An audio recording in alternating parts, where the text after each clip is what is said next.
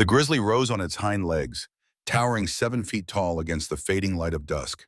Its roar echoed across the valley, sending birds scattering from nearby pines. Mason Reed stood his ground, the Winchester rifle steady in his weathered hands. 20 yards behind him, a newborn calf lay trembling in the tall grass, its mother already lost to the bear's earlier attack. "Easy now," Mason whispered, though not to the bear. The words were for himself, a ritual from his days in the war, a way to steady his breathing when death circled close. The bear charged. Mason fired once, twice. The second shot caught the beast in the shoulder, slowing but not stopping its advance. 15 yards. 10. The massive creature's breath visible in the cold autumn air. Mason had time for one more shot before the bear would be on him. He exhaled slowly, squeezed the trigger. The bullet found its mark in the grizzly's chest. The animal staggered, momentum carrying it forward 3 more steps before crashing to the ground just 6 feet from where Mason stood.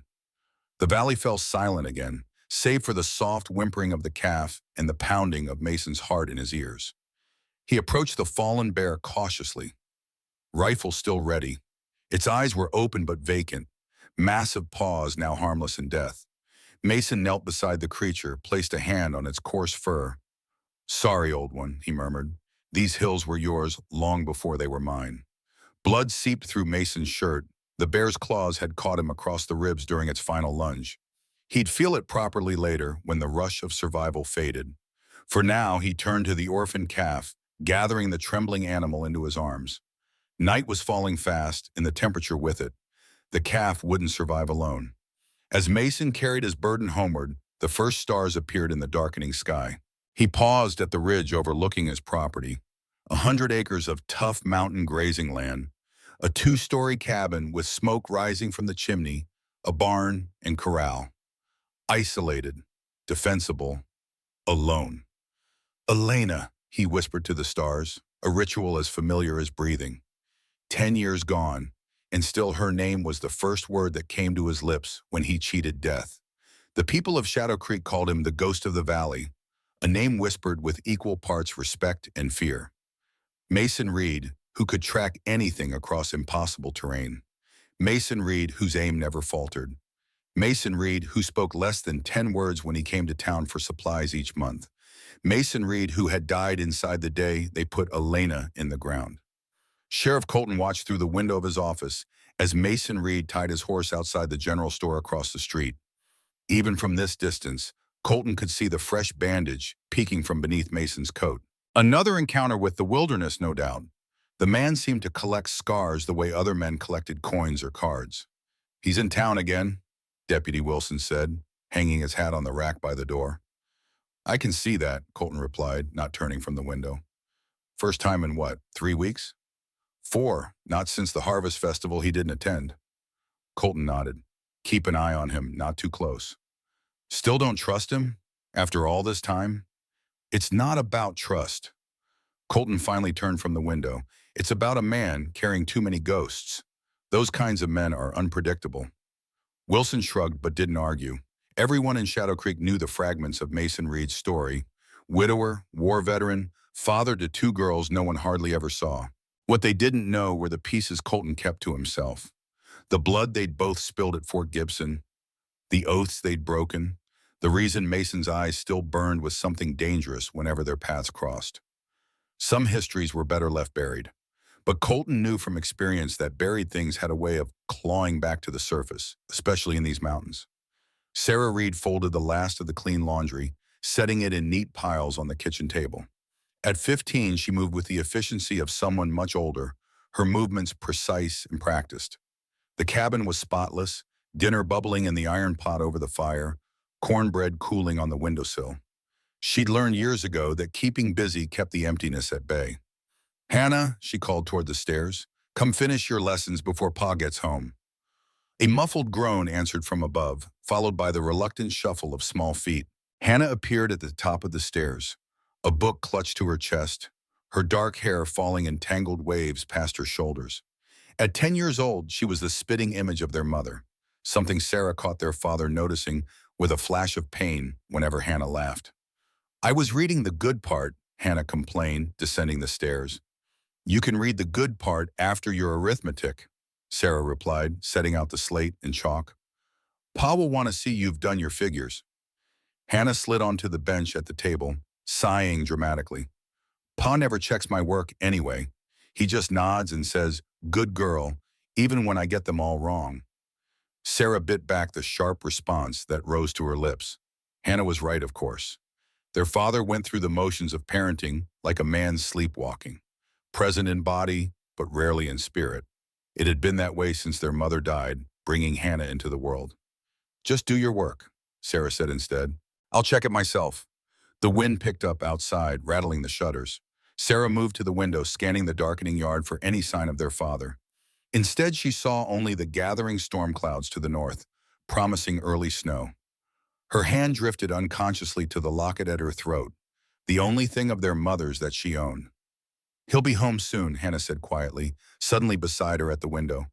Small fingers slipped into Sarah's hand. "He always comes home." Sarah squeezed her sister's hand, swallowing the knot in her throat. "Yes, he does. That's one thing Pa never breaks, his promises to us." The door opened with a gust of cold air. Mason Reed filled the door frame, his tall figure silhouetted against the twilight. In his arms, he carried a trembling calf. "Girls," he said, his voice rough from disuse.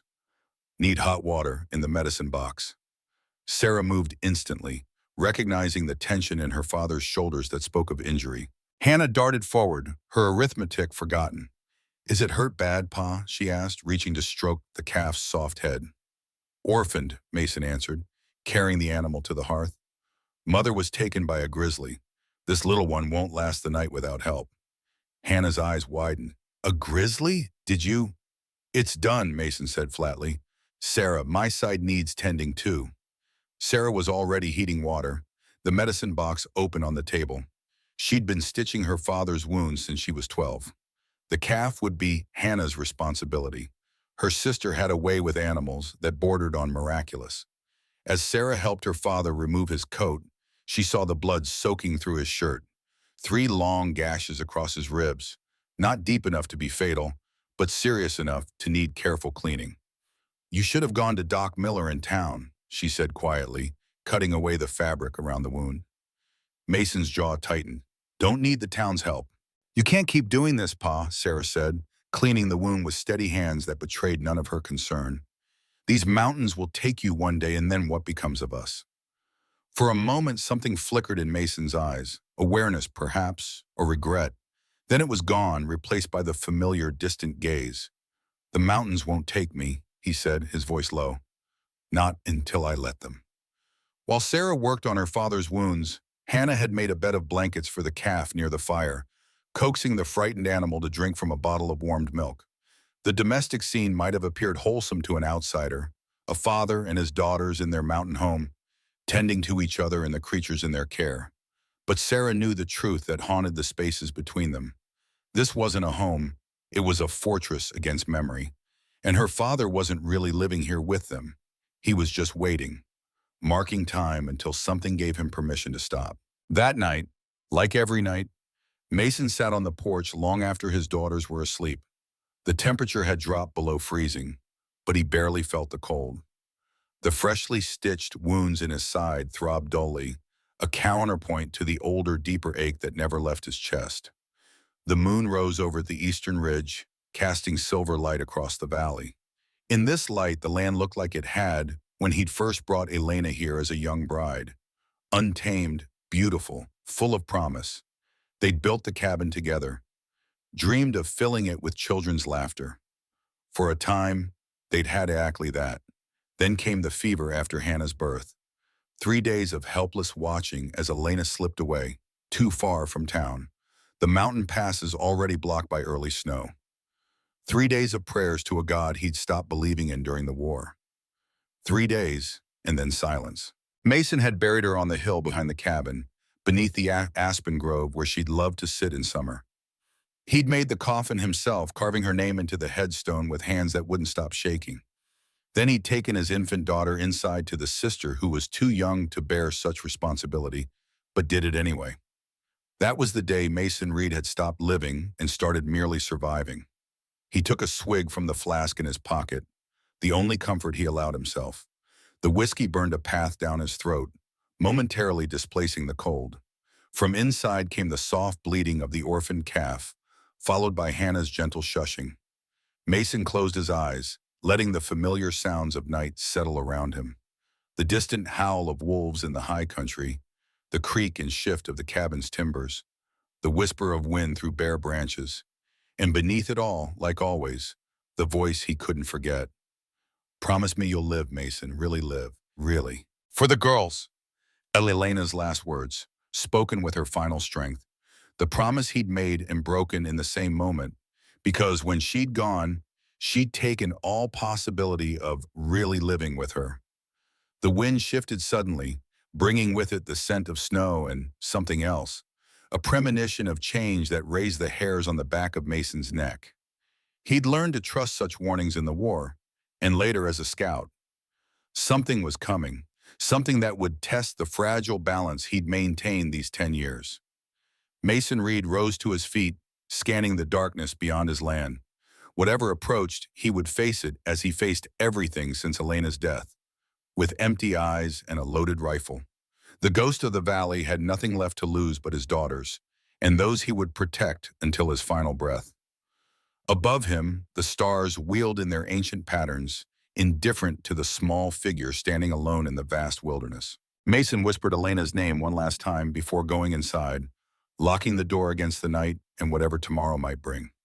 The first flakes of snow began to fall 3 days later, gentle white specks against the gray morning sky. Mason stood on the porch, watching the weather with eyes trained by a lifetime in the mountains. These weren't the innocent harbingers of a light dusting. The clouds on the northern horizon carried the dense, ominous weight of a blizzard. "Sarah," he called, turning back toward the door. "Storm's coming. We need to prepare." His elder daughter appeared in the doorway, already wiping flour from her hands onto her apron. "How bad?" "Bad enough. 2 days, maybe 3. Mason gestured toward the barn. "We need to bring in extra firewood, check the animals, secure the shutters." Sarah nodded, the set of her shoulders revealing both her competence and the unfair burden of responsibility she'd carried since childhood. "I'll get Hannah to help with the chickens and fetch water." "No," Mason shook his head. "Keep her inside.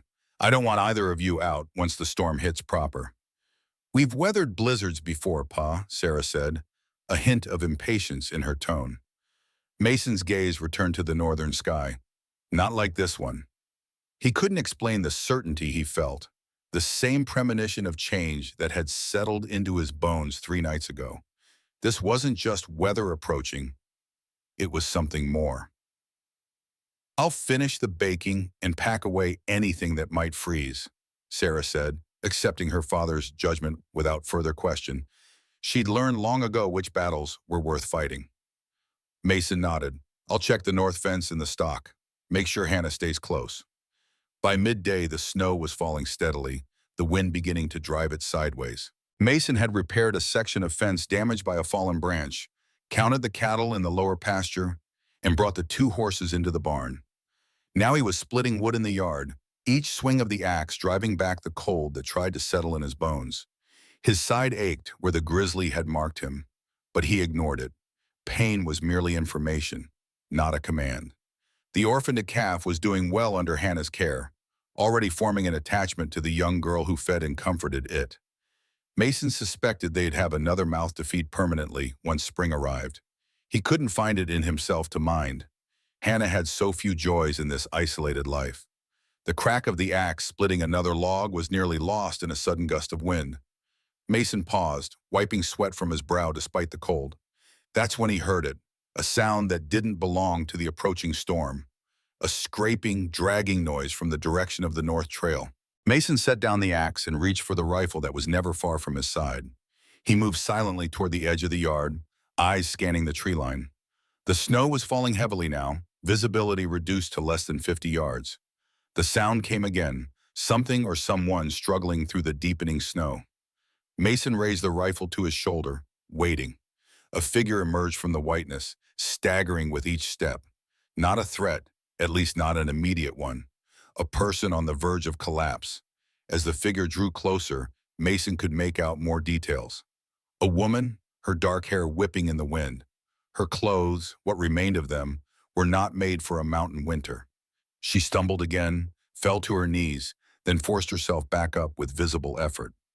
Mason lowered the rifle slightly, but didn't set it aside. Strangers in these mountains were rare, especially in approaching winter. Strangers who looked like this woman, clearly not white, dressed in tattered clothing that spoke of violence rather than mere poverty, were something else entirely. Something that usually meant trouble.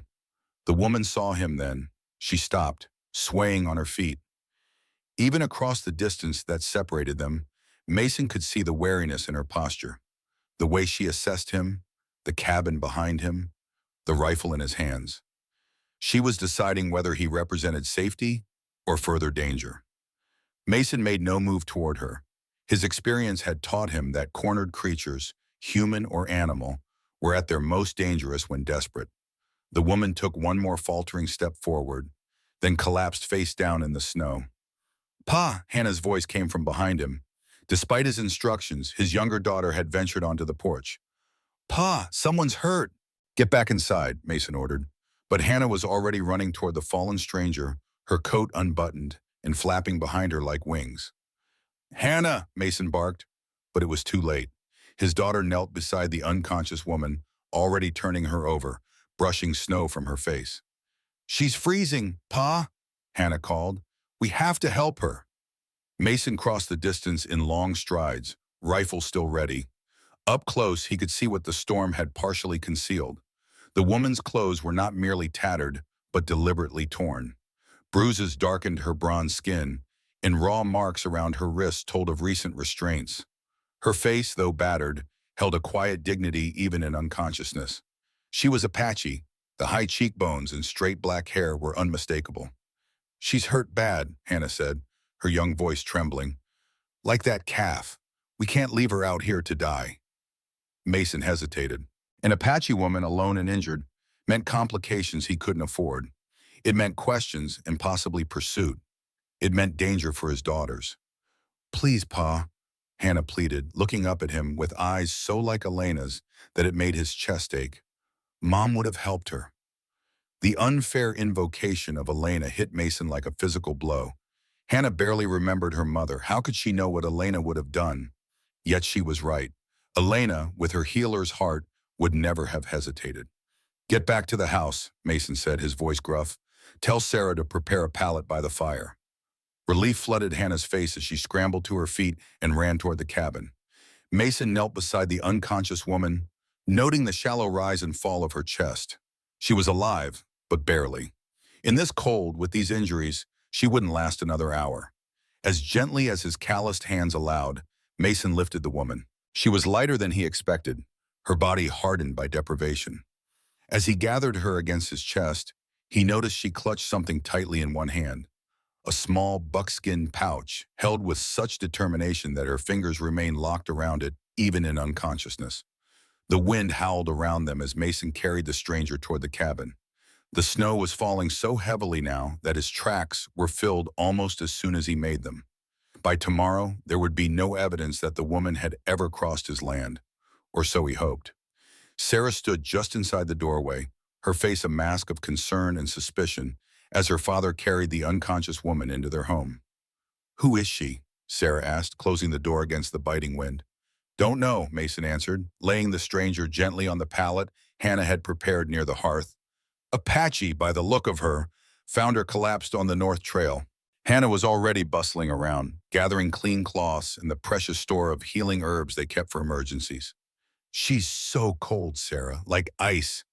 Sarah's lips pressed into a thin line as she looked from her excited sister to her father. "Pa, this isn't safe. If she's running from something—" "I know the risks," Mason cut her off, his voice low. "We'll deal with them if they come. For now, we don't let someone freeze to death on our doorstep." He turned to Hannah. "Fetch hot water, but not too hot. We need to warm her slowly." As the girls moved to follow his instructions, Mason crouched beside the unconscious woman. Up close in the firelight, the extent of her injuries became clearer. Beyond the bruising and rope burns, there were methodical cuts along her arms, shallow but precise. The work of someone taking their time. Torture, not random violence. The buckskin pouch was still clutched in her hand. Mason considered prying her fingers open to examine it, then decided against it. Whatever she was protecting, with such determination even while unconscious, was her business. For now. Her clothes are soaked through, Sarah said, returning with a basin of water and clean cloths. We need to get her into something dry. Mason nodded, stepping back.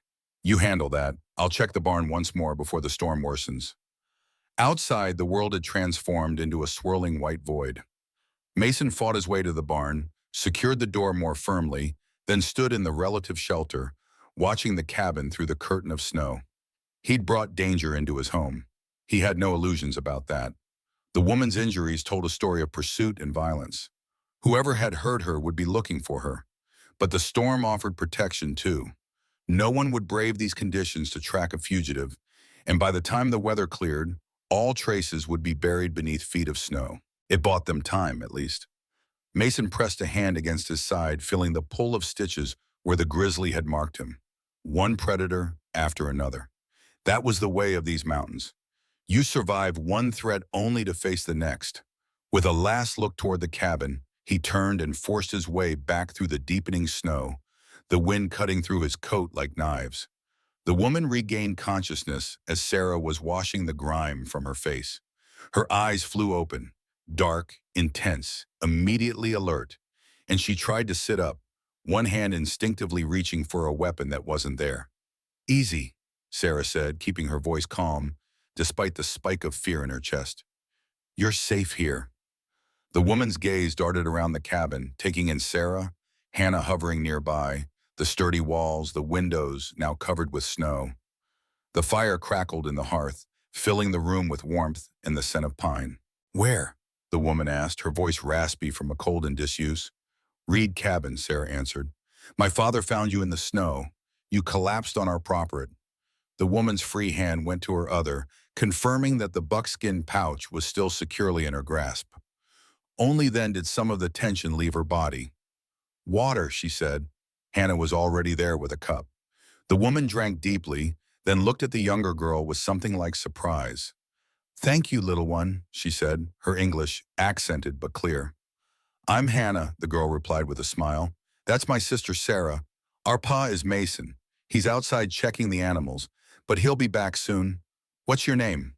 Sarah shot her sister a warning look, but Hannah ignored it, her natural friendliness overcoming caution. The woman hesitated, studying Hannah's open face. Nova, she finally said. My name is Nova.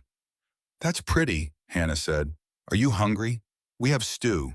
Before Nova could answer, the door opened, bringing with it a blast of cold air and Mason Reed's imposing figure. He stomped snow from his boots, his gaze immediately finding the now conscious stranger by his hearth. Nova stiffened, her hand tightening around the pouch. You're awake, Mason said, removing his coat and hanging it by the door. Good. This is Nova, Pa, Hannah announced. She was just about to eat something. Mason crossed to the fire, keeping a respectful distance from their guest. You were nearly frozen when I found you, he said. Lucky you made it this far. Nova's eyes never left his face. Luck had no part in it, she said. The ancestors guided me. Mason raised an eyebrow but didn't challenge the statement. Those aren't injuries from the cold, he said instead, nodding toward her wrists. Someone did that to you.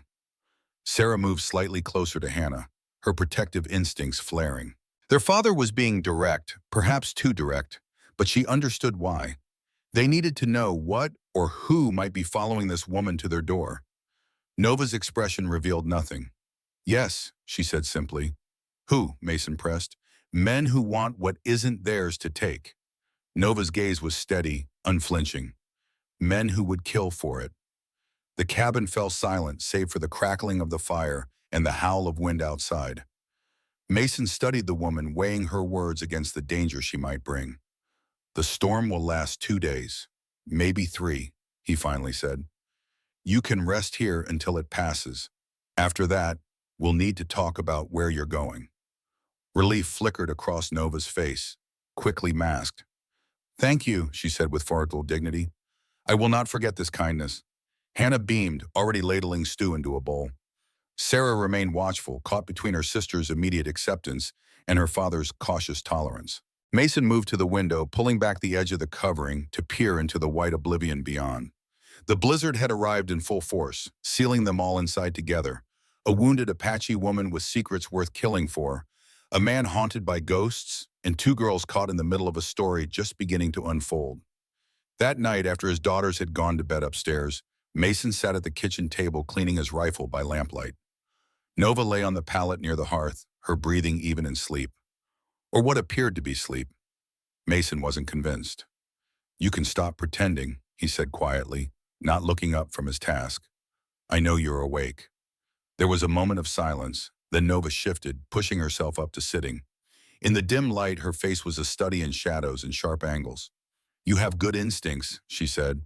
"Necessary out here." Mason continued his methodical work on the rifle. "What are you running from? What makes you think I am running?" Mason looked up then, his expression flat. "People walk these mountains for three reasons.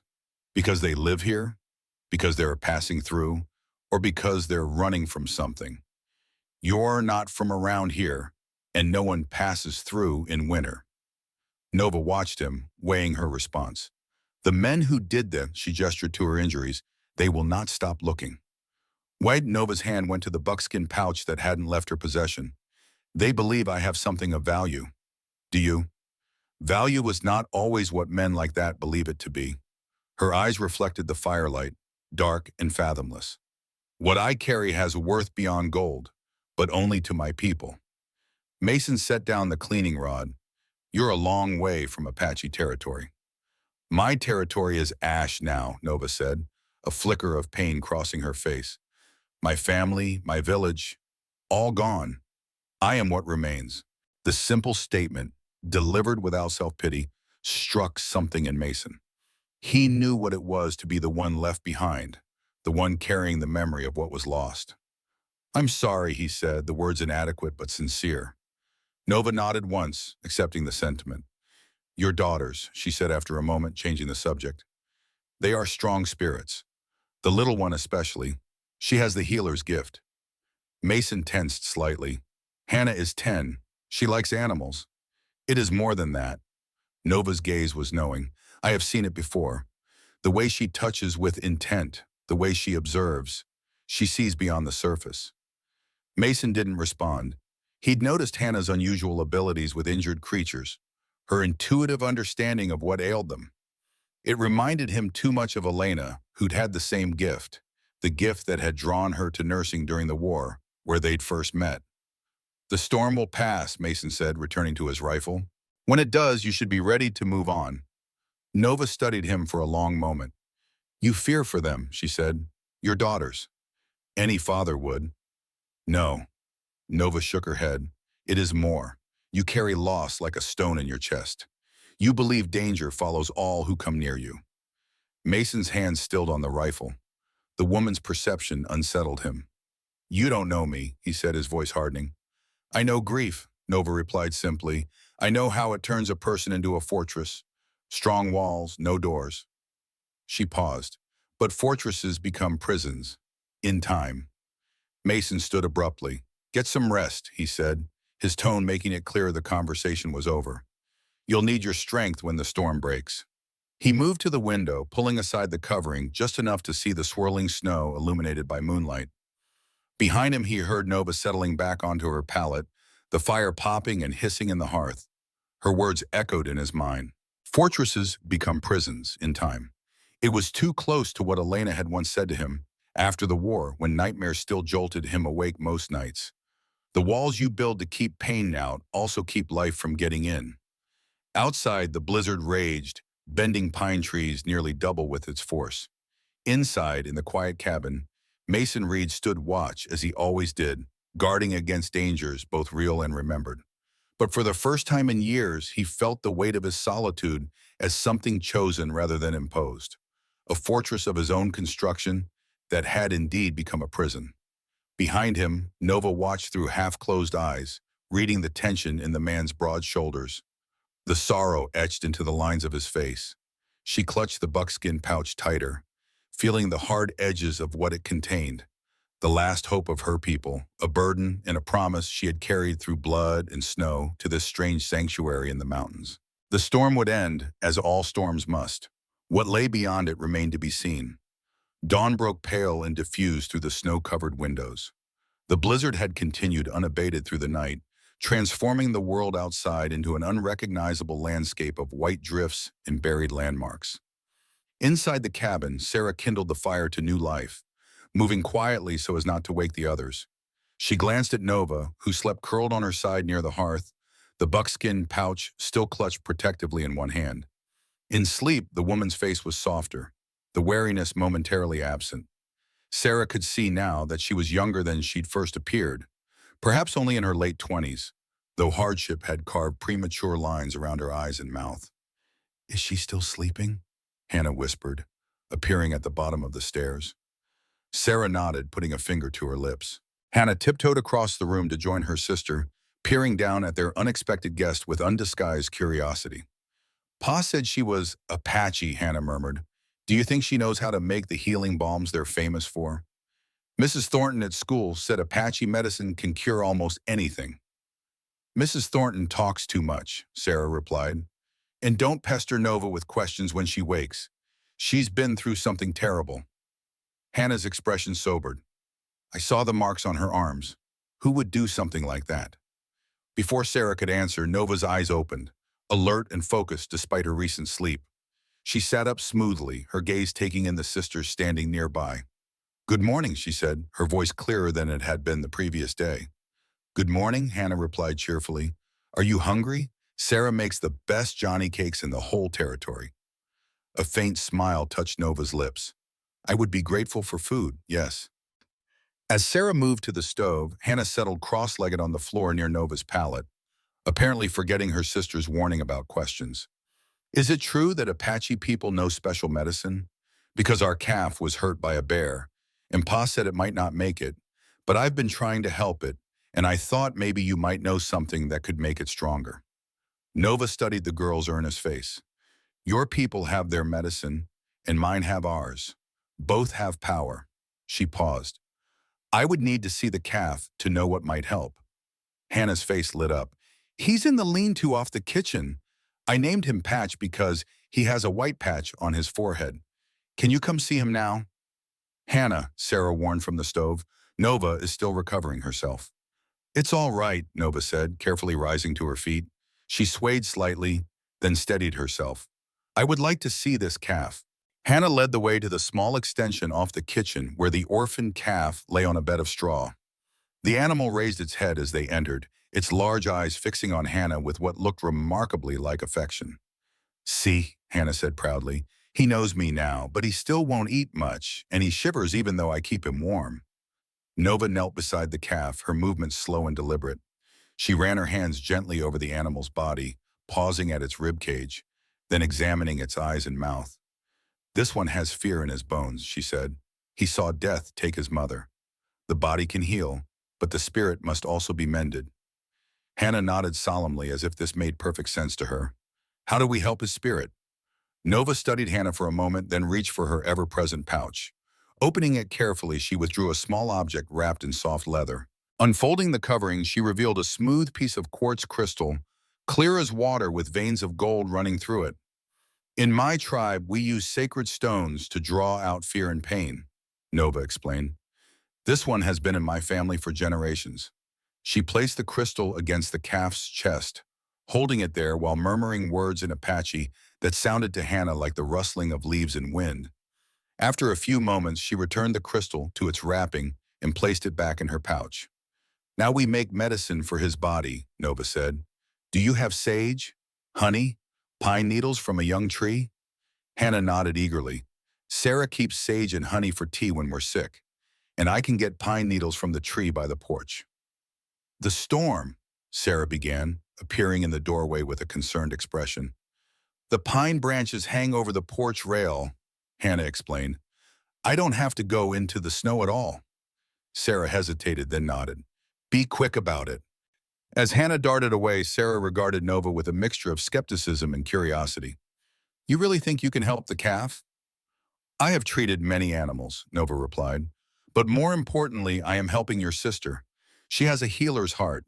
I can show her how to use it." Something in Sarah softened slightly. Anyone who recognized Hannah's special gifts couldn't be all bad. Our mother was a healer, she said quietly. She was a nurse in the war, then helped people around here until she trailed off. Until she crossed to the spirit world, Nova finished gently. Sarah nodded. Hannah was just a baby. She doesn't remember, but sometimes she does things exactly like Mom would have done.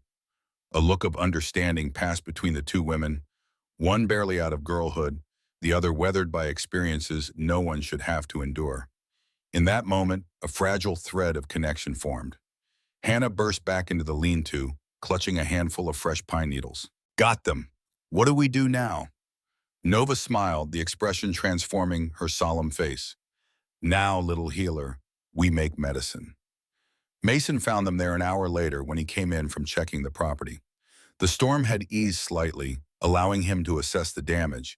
A section of fence buried completely, the woodpile nearly invisible under a drift, but the structures intact. He stomped snow from his boots and followed the sound of Hannah's excited chatter to the lean-to. The scene that greeted him stopped him in the doorway. Hannah and Nova knelt beside the calf, applying a green-tinged salve to its chest. The animal, which had been listless since Mason had brought it home, was now alert, even attempting to stand on wobbling legs. Sarah stood nearby, holding a bowl that contained more of the medicine. "Pa," Hannah exclaimed, "Nova made special medicine, and it's working. Patch is getting better." Mason's gaze moved to Nova, who met his eyes steadily. There was color in her cheeks now, and though the bruises were still visible, she moved with more confidence than the day before. "He had water in his lungs," Nova explained. "The salve helps him breathe easier and fight the sickness that was growing there." Mason nodded slowly. "Thank you," he said, the words awkward in his mouth from disuse. Nova inclined her head in acknowledgement. "Your daughter did most of the work. She has the gift." Hannah beamed at the praise. Even Sarah looked pleased, the usual wariness in her expression softened. "The storm's letting up," Mason said, "but the snow's deep. No one's traveling for at least another day." "Then I will help more," Nova said, "to repay your kindness." Mason didn't argue. He'd seen enough of Nova now to know she wasn't the type to accept charity. Neither was he. Throughout the day, Nova worked alongside Sarah and Hannah, preparing a stew with herbs that filled the cabin with unfamiliar but enticing aromas, mending a tear in one of Mason's shirts with neat, nearly invisible stitches, and continuing to treat the calf, which improved visibly by the hour. Mason kept his distance, observing. The woman moved with a quiet efficiency that reminded him of Elena. No wasted motions, no unnecessary words. But there was something else about her, something he couldn't quite define. A vigilance beneath the calm exterior, as if she was always listening for something beyond human hearing. That evening after dinner, Hannah convinced Nova to tell them a story from her people. They gathered by the fire, the howling wind outside making the warmth within that much more precious. "My grandmother told this story on nights when the wind spoke loudly, like tonight," Nova began, her voice taking on a rhythmic quality. "In the beginning, all the world was dark. The animals could not see to hunt. The plants could not grow. The people wandered lost. Then Raven, the trickster, heard of a chief in the sky world who kept the sun, the moon, and the stars in carved boxes in his lodge. Mason sat slightly apart, whittling a piece of pine into the shape of a horse, a gift for Hannah's upcoming birthday. But as Nova's story unfolded, he found his hands going still, his attention caught by the ancient tale and the skillful way she told it. Hannah sat entranced, her eyes wide with wonder. Even Sarah, who tried so hard to appear grown-up and unimpressed, leaned forward, caught in the spell of the narrative. "And that is why the sun travels across the sky each day," Nova concluded, "because Raven, though selfish in his intentions, brought light to all the world." Hannah sighed contentedly. "That was wonderful. Do you know more stories?" "Many," Nova said with a smile, "but perhaps another night." Sarah rose, practical as always. "Time for bed, Hannah. It's late." Hannah reluctantly stood, then impulsively hugged Nova. "Thank you for the story and for helping Patch." Nova looked startled by the affectionate gesture, then carefully returned the embrace. "Sleep well, little healer." As Sarah ushered her sister upstairs, Mason set aside his carving. He and Nova were alone by the fire for the first time since their late-night conversation. "Your daughters are treasures," Nova said softly. "The elder carries too much responsibility, but her spirit is strong, and the younger one, she has rare gifts." Mason nodded. "Sarah had to grow up too fast after Elena, their mother, died. I wasn't, I wasn't what they needed." The admission surprised him as much as it seemed to surprise Nova. He wasn't one for personal revelations, especially to strangers. "Grief changes the path we walk," Nova said. "Sometimes it leads us into shadowlands where we cannot find ourselves for many seasons." "You sound like you speak from experience." Nova's hand went to the buckskin pouch at her waist, a gesture Mason had noticed she made often, as if reassuring herself it was still there.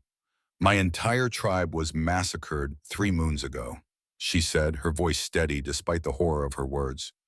"I was away, gathering medicine plants in the high country. When I returned, there was nothing but ash and death." Mason felt a cold weight settle in his chest. "I'm sorry," he said again, the words still inadequate.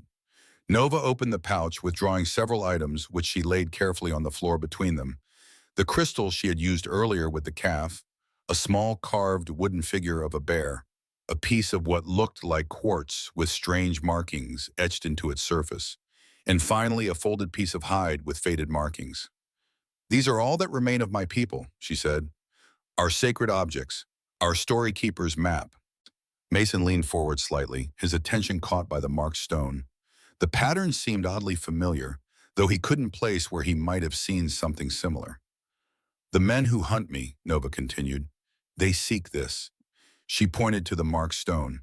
"They believe it leads to a place of power, a sacred site where gold lies beneath the earth." "Does it?" Mason asked. "Not in the way they think." Nova's expression was solemn. "The place is sacred because it holds the spirits of my ancestors, not because of metal that white men value." She picked up the stone, turning it in her hands. "This is the key to finding the site. Without it, the map is useless. The man who leads them, he calls himself Blackwell. He tortured our shaman for days trying to make him reveal its location. When he would not speak, they killed everyone, believing the secret died with them." "But you survived," Mason said, "and you have the stone." Nova nodded.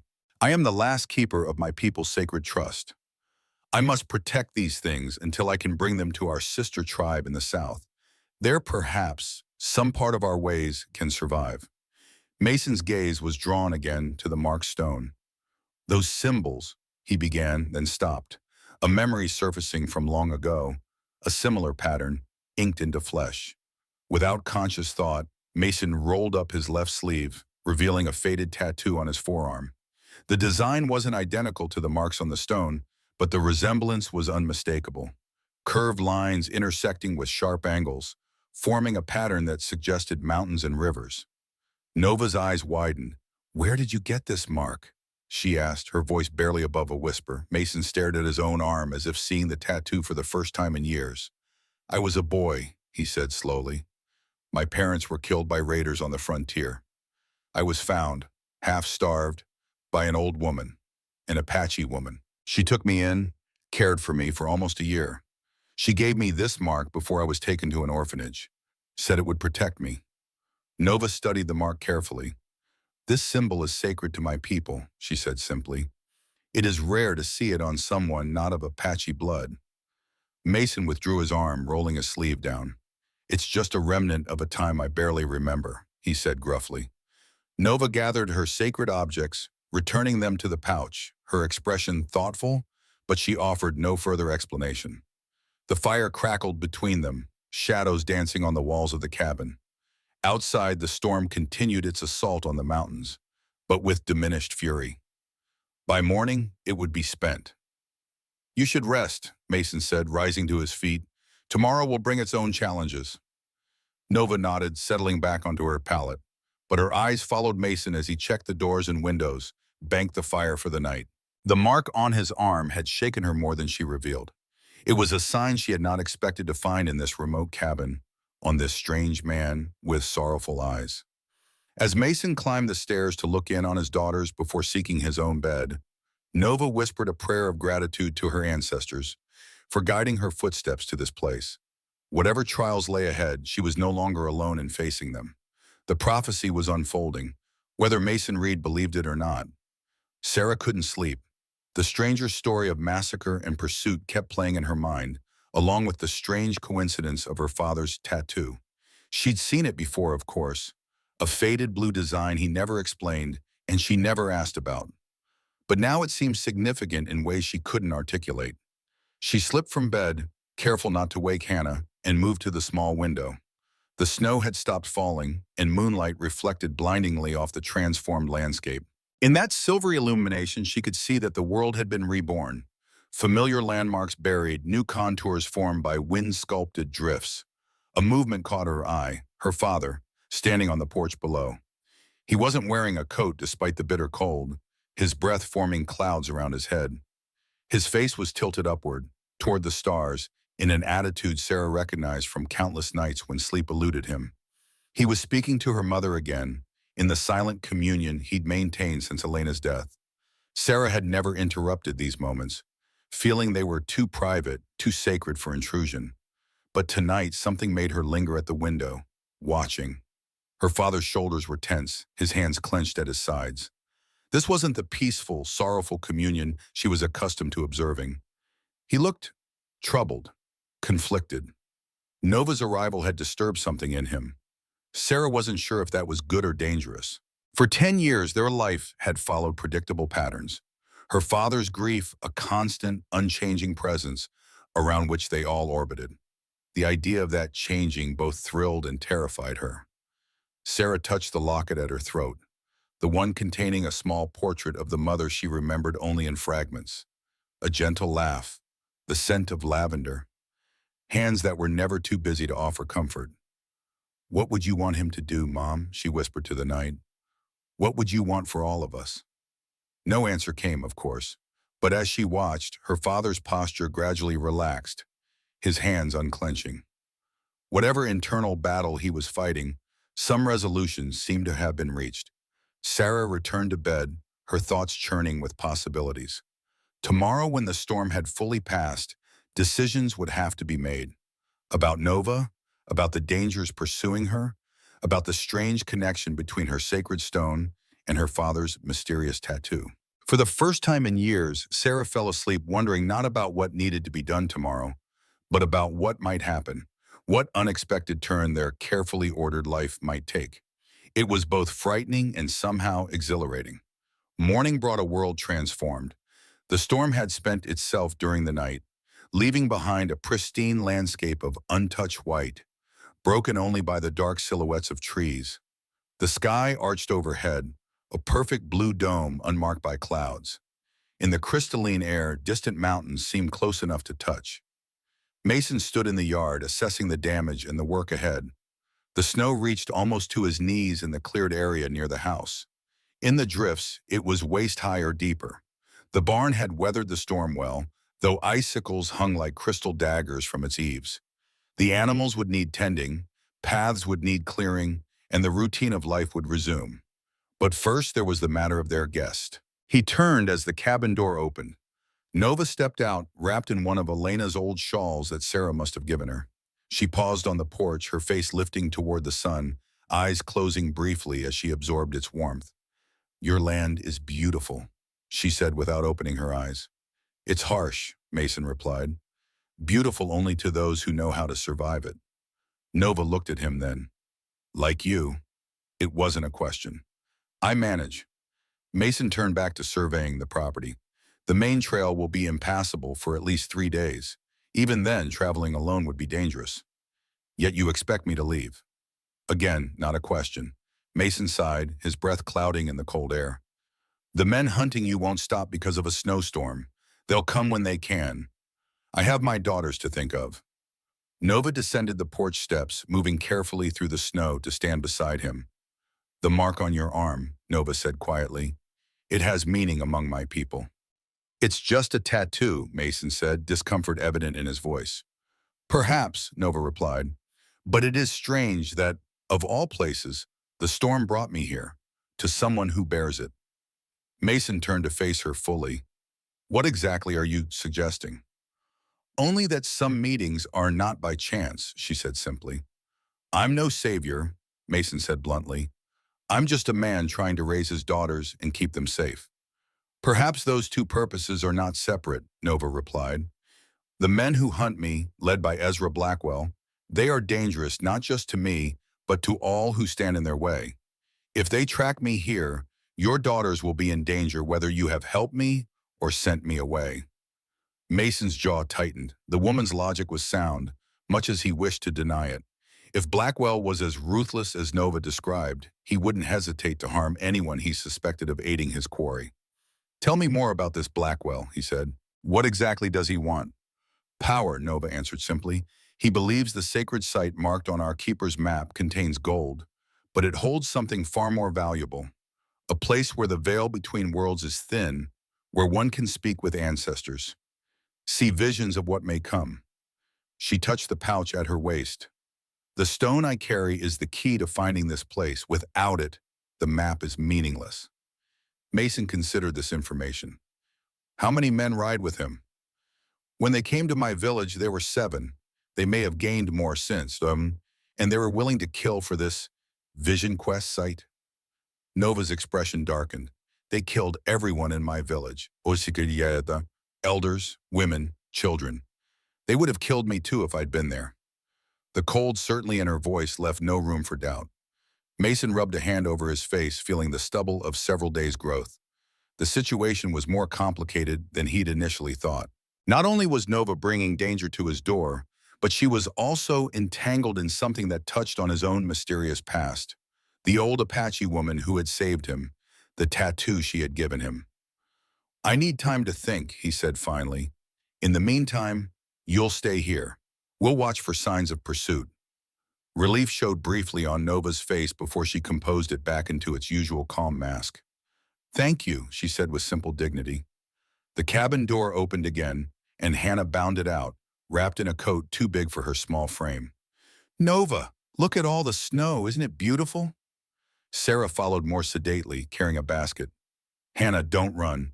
You'll fall and break your neck in this snow.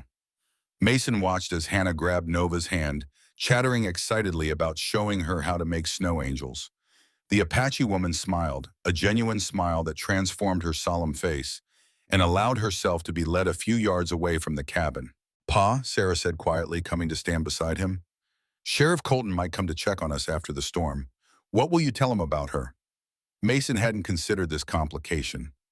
Robert Colton had been his commanding officer during the war, and later his friend, until the incident at Fort Gibson that had driven a wedge between them. Now, as sheriff of Shadow Creek Lake, Colton represented both the law Mason generally respected and the painful past he tried to forget. The truth, I suppose, Mason said, that she was caught in a storm and we took her in. Sarah gave him a skeptical look. And when he asked why she was in these mountains in winter, alone and injured, Mason had no answer for that. Sarah was right to be concerned. Colton was no fool, and he knew Mason well enough to sense when he was hiding something. We'll cross that bridge when we come to it, he said finally. Sarah studied her father's face for a moment, then nodded, accepting his decision even if she didn't fully agree with it. It was a gesture that made Mason's heart ache. His daughter had learned too young to shoulder adult concerns, to accept difficult situations without complaint. I'm going to check on Patch, Sarah said, turning toward the lean-to. He seems much better after Nova's treatment. As she walked away, Mason watched Hannah showing Nova how to fall backward into the snow and sweep her arms to create an angel shape. The Apache woman followed the child's instructions with good-natured tolerance, then lay looking up at the sky, an expression of peaceful wonder on her face that made her seem suddenly younger, unburdened. Mason felt something stir in his chest, a tightening, an ache, a sensation he couldn't immediately identify. When he did recognize it, the realization was unsettling. It was longing. Later that morning, Mason was in the barn repairing a broken stall door when he heard the distinctive crunch of footsteps in snow. He tensed, reaching for the rifle he kept leaning against the wall, before recognizing Sarah's light tread. Pa, she said from the barn entrance, Nova's showing me how to make the medicine for Patch, but we need more pine resin. Is it safe to go to the grove by the creek? Mason considered. The pine grove was only a quarter-mile from the cabin, and the path, while snow-covered, was relatively flat and free of hazards. "Take your rifle," he said. "Stay alert." Sarah nodded, turning to go, then hesitated. "Pa? That mark on your arm, the one Nova recognized. You've never told us where it came from." Mason set down his tools, giving his full attention to his daughter. "There wasn't much to tell, or so I thought." He explained briefly what he'd told Nova about being orphaned, about the Apache woman who had taken him in, about the tattoo she had given him before he was taken to the orphanage. "So, you lived with the Apache?" Sarah asked, her eyes wide with surprise. "You never said anything." "It was a long time ago. I was very young. I barely remember it." Mason rolled his sleeve back down. "It didn't seem important. But Nova thinks it is. She thinks it means something."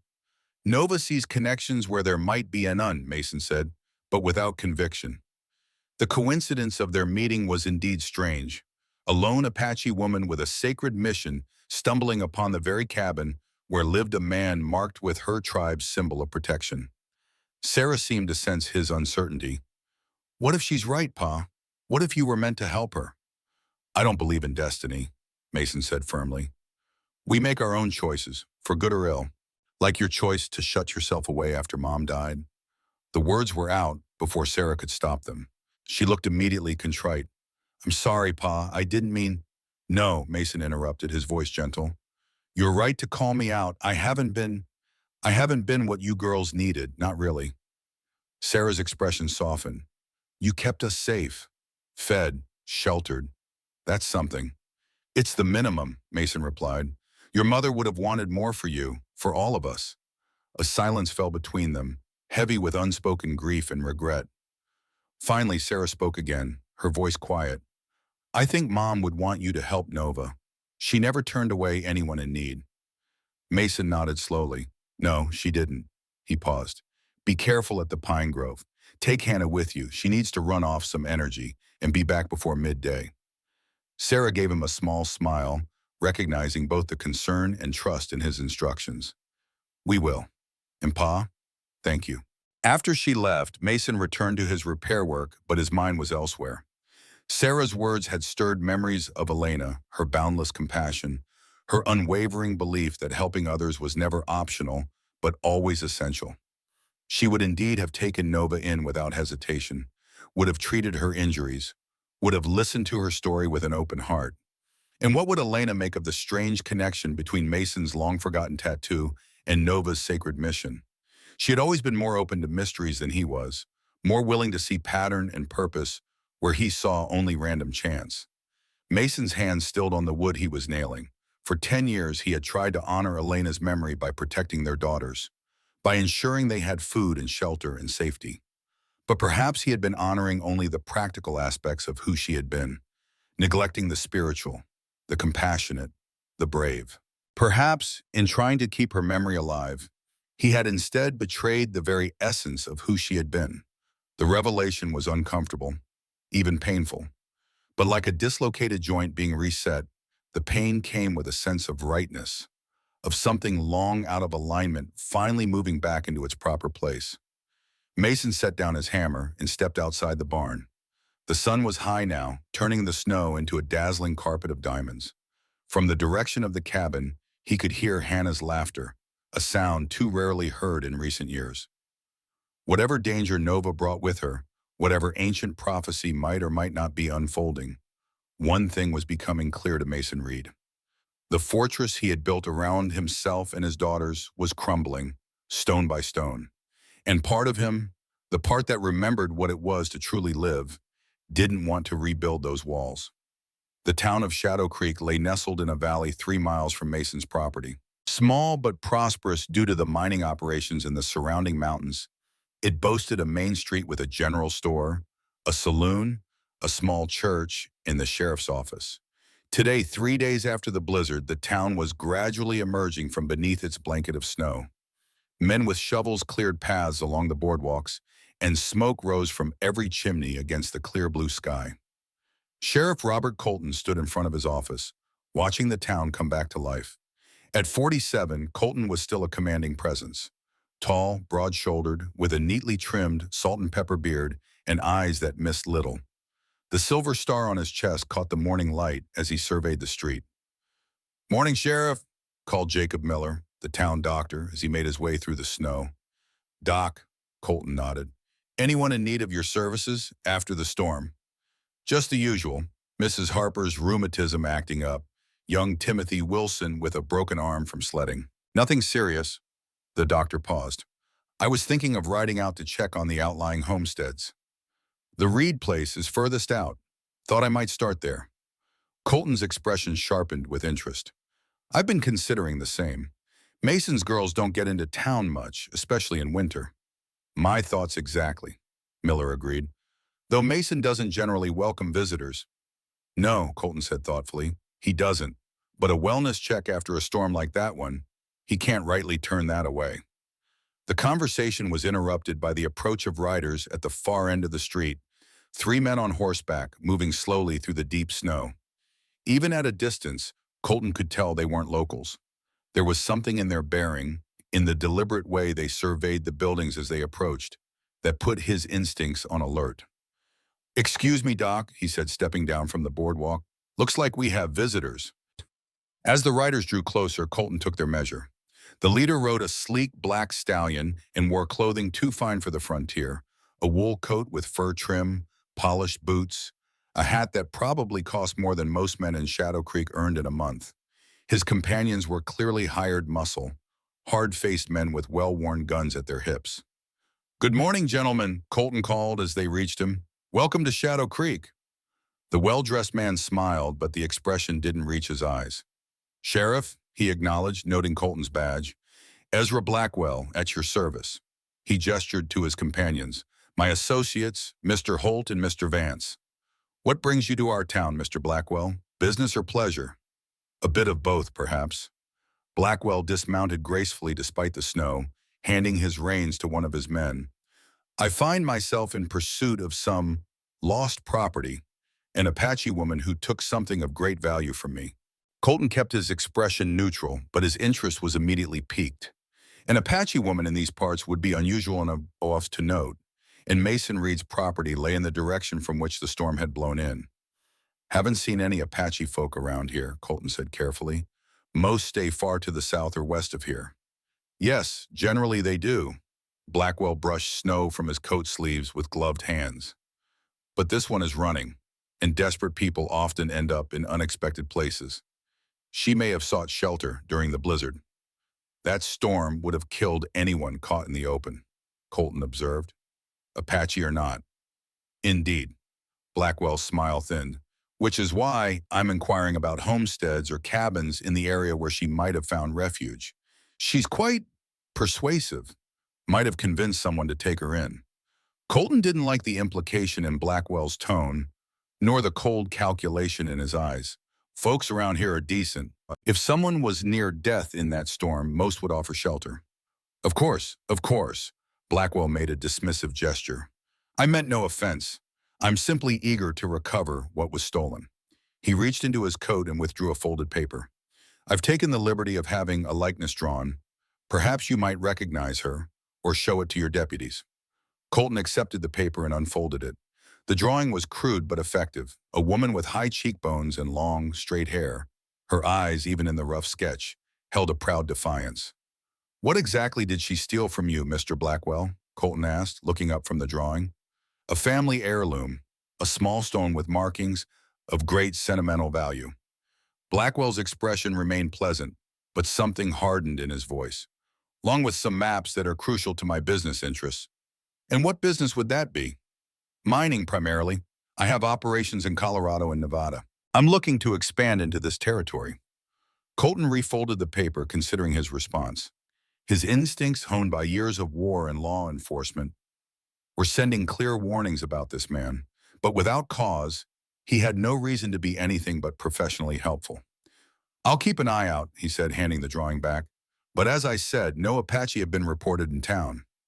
"What about outside of town?" Blackwell pressed.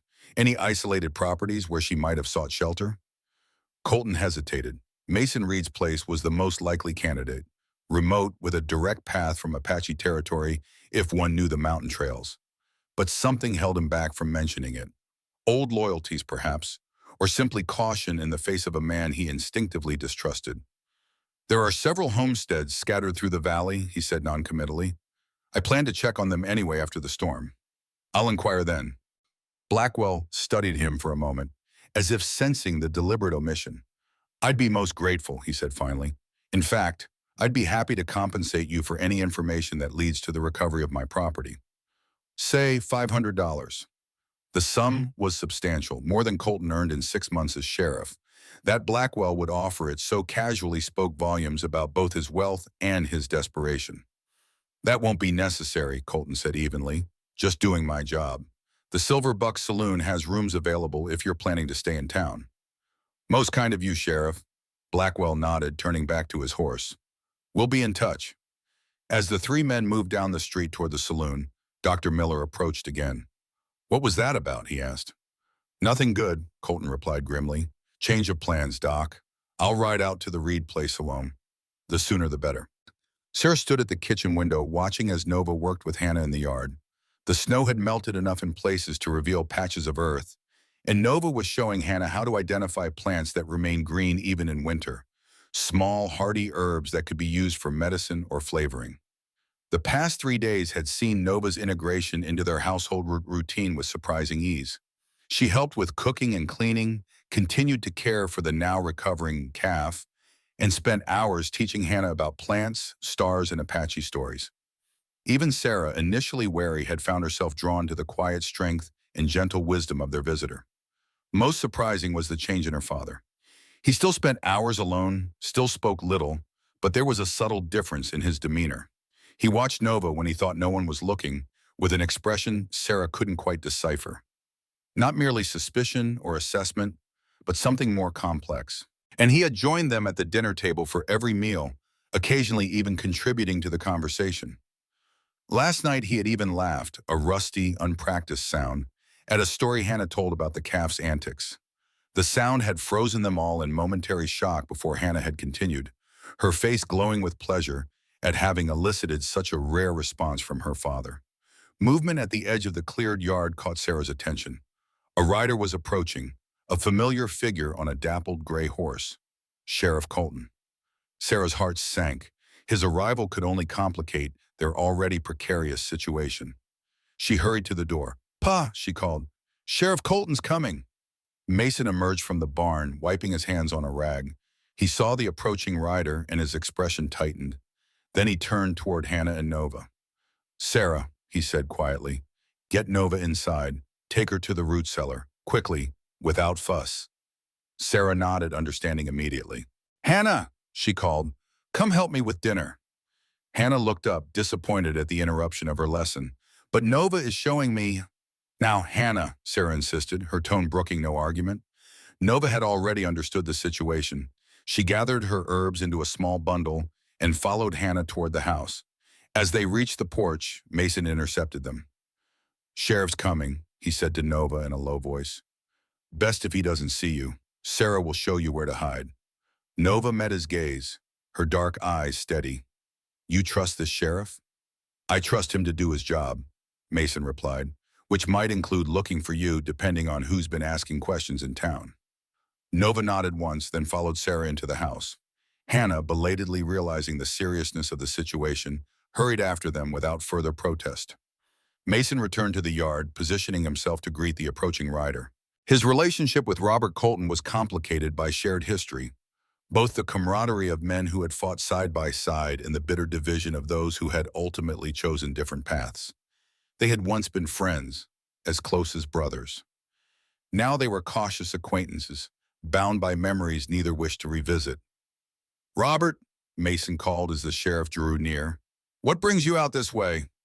Colton reined in his horse, studying Mason with shrewd eyes. "Checking on outlying properties after the storm," he said, dismounting. "You and the girls weather it all right?"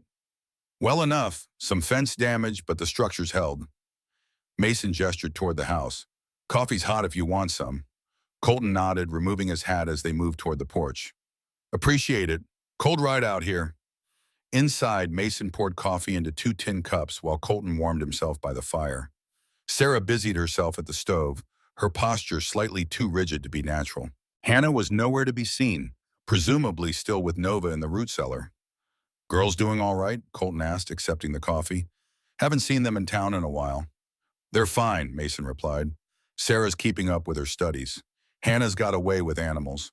She's nursing an orphaned calf right now." "Good, good." Colton sipped his coffee, then set the cup down. "Mason, I'm not just here for a social call." "Figured as much. Had some strangers come into town this morning, looking for an Apache woman they claim stole from them." Colton watched Mason's face carefully. "Said she might have sought shelter during the storm." Mason's expression remained impassive. "Lots of places she could have gone. Not many where she'd be welcomed," Colton countered. "You're on the direct path from the south, and I know you were married to a half-Cherokee woman once. Thought you might be more sympathetic than most." The mention of Elena's heritage, something Mason rarely discussed, was calculated to provoke a reaction. Mason gave none, but Sarah's hands stilled momentarily at the stove before resuming their work. "Haven't seen any Apache," Mason said evenly. "Storm kept us all indoors for 3 days." Colton studied him for a long moment, then sighed. "The man looking for her calls himself Ezra Blackwell. Wealthy type, mining interests, offering a substantial reward. Must be valuable, whatever she took. According to him, it's a family heirloom, a marked stone and some maps." Colton leaned forward. "But I don't trust him, Mason. There's something off about the whole story." A floorboard creaked overhead, Hannah moving around in the loft most likely.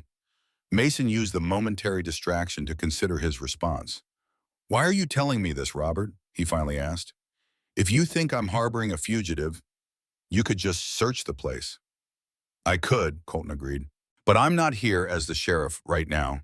I'm here as the man who served with you at Shiloh, as the man who carried you off that field at Fort Gibson when you were more dead than alive." He paused. "I'm here as someone who once called you friend before things went sour between us." The reference to their shared past hung in the air between them. Mason looked away, unwilling to meet Colton's gaze. "If you know anything about this woman, or if you come across her," Colton continued, "be careful. Blackwell didn't come alone. He's got 2 hard cases with him who look like they'd shoot their own mothers for $1. "Noted," Mason said. "Anything else you need to tell me in your unofficial capacity?" Colton stood, placing his hat back on his head. "Just that Blackwell plans to start checking the outlying properties himself if he doesn't get results soon. I can delay him a day, maybe 2, but that's all." "Understood." As Mason walked Colton back to his horse, the sheriff paused, looking out over the property with an assessing eye. "You've done well here, Mason. Built something solid. Would hate to see it jeopardized." "So would I," Mason replied. Colton mounted his horse, gathering the reins. "One more thing. Blackwell mentioned the Apache woman might be injured. Said she'd been difficult when they tried to recover their property." His expression hardened. Based on his tone, I'd say that's an understatement. Mason nodded, understanding the implied message. Blackwell had hurt Nova badly and would likely do worse if he found her. "Take care, Robert," he said. "Bad weather for riding. Trails treacherous in places." "Always is," Colton replied with a slight smile, before turning his horse and riding back toward town. Mason watched until he disappeared around the bend in the trail, then returned to the house. Sarah was already opening the trap door to the root cellar, where Nova and Hannah emerged, the latter looking excited by the adventure of hiding. "Was that your friend the sheriff?" Hannah asked. "Why did we have to hide Nova from him?" "Because the men looking for Nova have reached town," Mason explained, his gaze moving to Nova's solemn face. "A man named Blackwell is offering rewards for information about you." Nova's expression didn't change, but her hand went to the pouch at her waist in the now familiar protective gesture. "This Blackwell, is he staying in town?" "For now, but according to Colton, he won't wait long before searching the surrounding properties himself." "Then I must leave," Nova said decisively. "Tonight, under cover of darkness.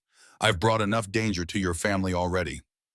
"No," Hannah cried, clutching Nova's arm. "You can't go. They'll hurt you again." Nova knelt to the child's level, her expression gentle. "Little healer, Sometimes the brave thing to do is to protect those we care about, even if it means facing danger ourselves. You won't make it 10 miles in this snow, Sarah interjected, surprising Mason with her vehemence. Not alone, not at night. Your sister is right, Mason said. Leaving now would be suicide. He moved to the window looking out toward the mountains. But staying isn't safe either, not with Blackwell searching. We need a better plan. What do you suggest? Nova asked. Mason turned back to face them, his decision made. The fortress walls he had maintained for so long had indeed crumbled, and in their place stood something he had thought lost forever. Purpose, Upam. We need to get you to safety, not just temporary hiding, but somewhere Blackwell can't reach you. He paused. I know these mountains better than anyone. There's a place, a hidden valley beyond the high ridge. It's accessible only by a trail few know about. We could reach it in 2 days. The three of us? Sarah asked, her voice steady despite the enormity of what her father was proposing. Mason nodded. Pack only what we can farm. We leave at first light. As the implications of this decision settled over them, Mason caught Nova watching him with an unreadable expression. When their eyes met, she inclined her head slightly, a gesture of respect and gratitude that needed no words. Outside, the sun was beginning its descent toward the western mountains, casting long blue shadows across the snow. In town, Ezra Blackwell would be planning his own move. The pieces were in motion now, the confrontation inevitable. Mason only hoped he had made the right choice, not just for Nova, but for his daughters and for himself. For the first time in 10 years, Mason Reed was choosing to move toward danger rather than away from it. And strangely, it felt like waking from a long, dreamless sleep. Dawn had barely begun to color the eastern sky when Mason completed the final preparations. 4 packs lay by the door, each carefully filled with only the essentials: food, extra clothing, medical supplies, ammunition. The weight had to be manageable for a journey through deep snow, over difficult terrain. Sarah moved quietly around the kitchen, wrapping cornbread and dried meat in cloth, her face solemn but determined. She had not questioned her father's decision, had not argued against the risk he was taking. In some ways, this worried Mason more than if she had protested. It suggested she understood exactly how dire their situation was. Hannah, by contrast, was subdued, her usual exuberance dampened by the gravity of their departure. She sat at the table, small fingers carefully sorting herbs that Nova had taught her to identify, placing them in labeled pouches. What about Patch? She asked suddenly, looking up at Mason. We can't leave him alone. Mason knelt beside his younger daughter, meeting her worried gaze. Dr. Miller is coming to check on us today, remember? I left a note explaining that we've gone to the high pasture to check on cattle after the storm. He'll take care of Patch until we return. But what if those bad men come here looking for Nova? By then we'll be far away, Mason assured her, and there will be no sign that Nova was ever here. The explanation seemed to satisfy Hannah, who returned to her task. Mason watched her for a moment, marveling at her resilience. At 10 years old, she was facing the prospect of abandoning her home and undertaking a dangerous journey with remarkable composure. Elena would be proud. The thought of his late wife sent a familiar pang through his chest, but it was accompanied now by something else, a sense that she would approve of what he was doing. Not just sheltering Nova, but actively protecting her, taking a stand rather than merely surviving. Nova emerged from the bedroom where she had been gathering her few possessions.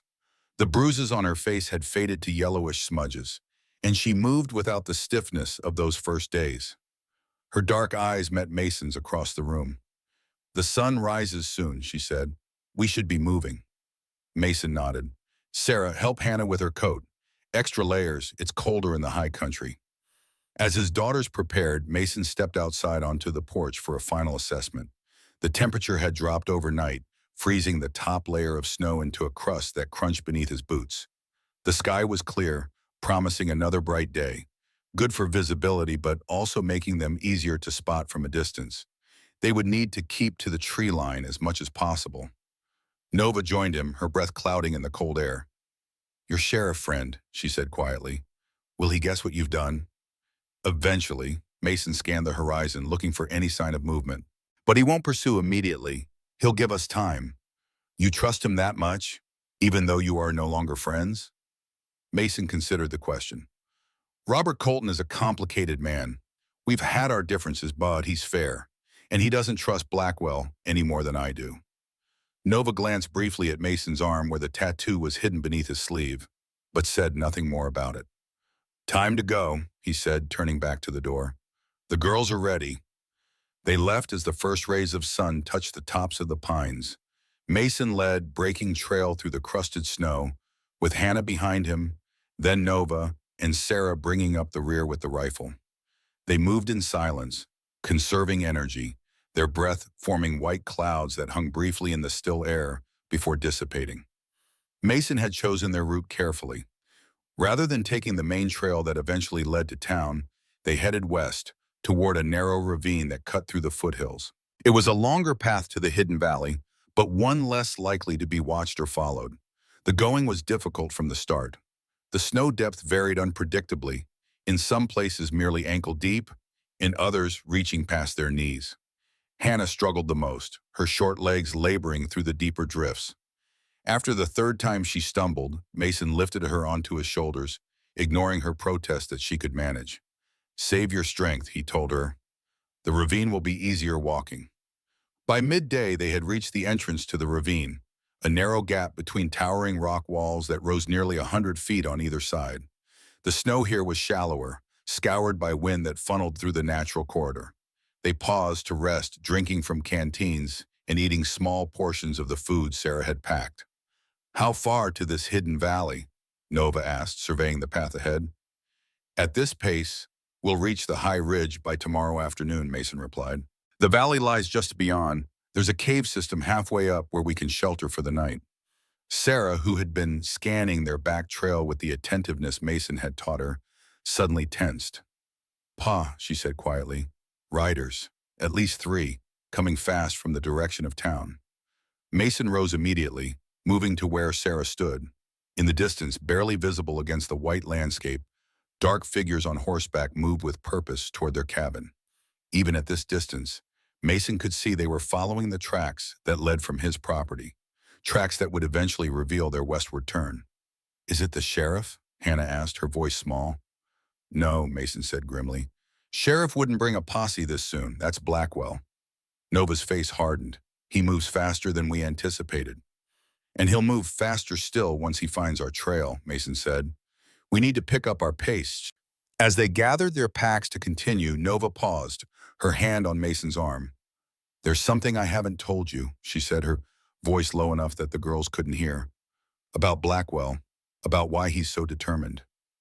Mason waited, sensing the importance of what was coming. The sacred site marked on our map, Nova continued. It does contain gold, as he believes, but it also holds the entrance to a vast cave system where my ancestors hid from Spanish conquistadors centuries ago. Inside those caves are writings, ancient knowledge recorded on stone about healing, about speaking with spirits, about seeing beyond the veil of this world. And Blackwell wants this knowledge? Mason asked, skeptical. No, he wants to destroy it. Nova's eyes flashed with controlled anger. He believes it is devil worship, heathen magic. His true aim is to obliterate all trace of my people's wisdom, to salt the earth where our sacred site stood. The gold is merely a bonus to fund his crusade. Mason absorbed this information, understanding now the depth of Blackwell's obsession. This wasn't merely about stolen property or even wealth. It was about eradication, the complete destruction of a culture and its knowledge. All the more reason to keep moving, he said finally. We'll talk more when we reach the caves tonight. They pressed on through the ravine, the towering walls providing some protection from watching eyes. Mason set a punishing pace, aware that their lead was diminishing with every hour. Hannah, now walking again, kept up bravely, though Mason could see fatigue setting in around her eyes. The afternoon brought a change in the weather. Clouds moved in from the west, heavy and gray, promising more snow by nightfall. While this would erase their tracks, it would also make travel more hazardous, particularly in the narrow ravine where flash floods of snowmelt could form without warning. As the first flakes began to fall, Mason spotted what he was looking for, a break in the ravine wall, a narrow cleft that led to a series of caves he had discovered years ago while hunting in these mountains. He guided the group toward it, helping Hannah over the rough ground at the entrance. We'll shelter here, he said as they reached the mouth of the cave. The storm will cover our tracks. Even if Blackwell finds the ravine, he won't know which way we went. The cave opened into a surprisingly large chamber, its ceiling high enough that Mason could stand upright. The floor was sandy and dry, protected from the elements by the overhanging rock. Small tunnels led deeper into the mountain, though Mason had never explored them fully. "It's so dark," Hannah whispered, her voice echoing slightly. "Not for long," Mason replied, unpacking the small lantern he had brought. Soon a warm golden light filled the space, revealing ancient soot marks on the ceiling where others had made fires in centuries past. Sarah set about organizing their supplies while Nova helped Hannah out of her snow-crusted outer clothing. Mason stepped back to the cave entrance, watching the snow fall more heavily now, already beginning to drift against the rocks. "Will they follow us in this?" Sarah asked, coming to stand beside him. Mason considered the question. "Not tonight, they'll seek shelter themselves. But Blackwell strikes me as a man who doesn't give up easily. They'll be on our trail again at first light. What happens when we reach this hidden valley? We can't stay there forever." "No," Mason agreed, "but it buys us time to figure out our next move." He glanced back at Nova, who was showing Hannah how to arrange pine boughs as bedding, and to decide what to do about Nova's sacred objects. Sarah followed his gaze. "You believe her story, then? About the ancient knowledge in the caves?" "I believe she believes it," Mason said carefully. "And I believe Blackwell is dangerous enough that it doesn't matter if the story is true. He's already killed her entire tribe. He won't hesitate to kill again." A comfortable silence fell between them as they watched the snow transform the landscape. Finally, Sarah spoke again, her voice softer. "Pa, I haven't seen you like this in a long time. Taking action, making plans." Mason looked down at his daughter, seeing in her face a maturity beyond her 15 years. "I haven't felt like this in a long time," he admitted. "Not since your mother died. She would be proud of you." Sarah's hand found his, squeezing briefly. "I am too." "Pa," Sarah said quietly, "I haven't seen you like this in a long time. Taking action, making plans." Mason looked down at his daughter, seeing in her face a maturity beyond her 15 years. "I haven't felt like this in a long time," he admitted. "Not since your mother died." Sarah hesitated, then voiced the question that had been weighing on her.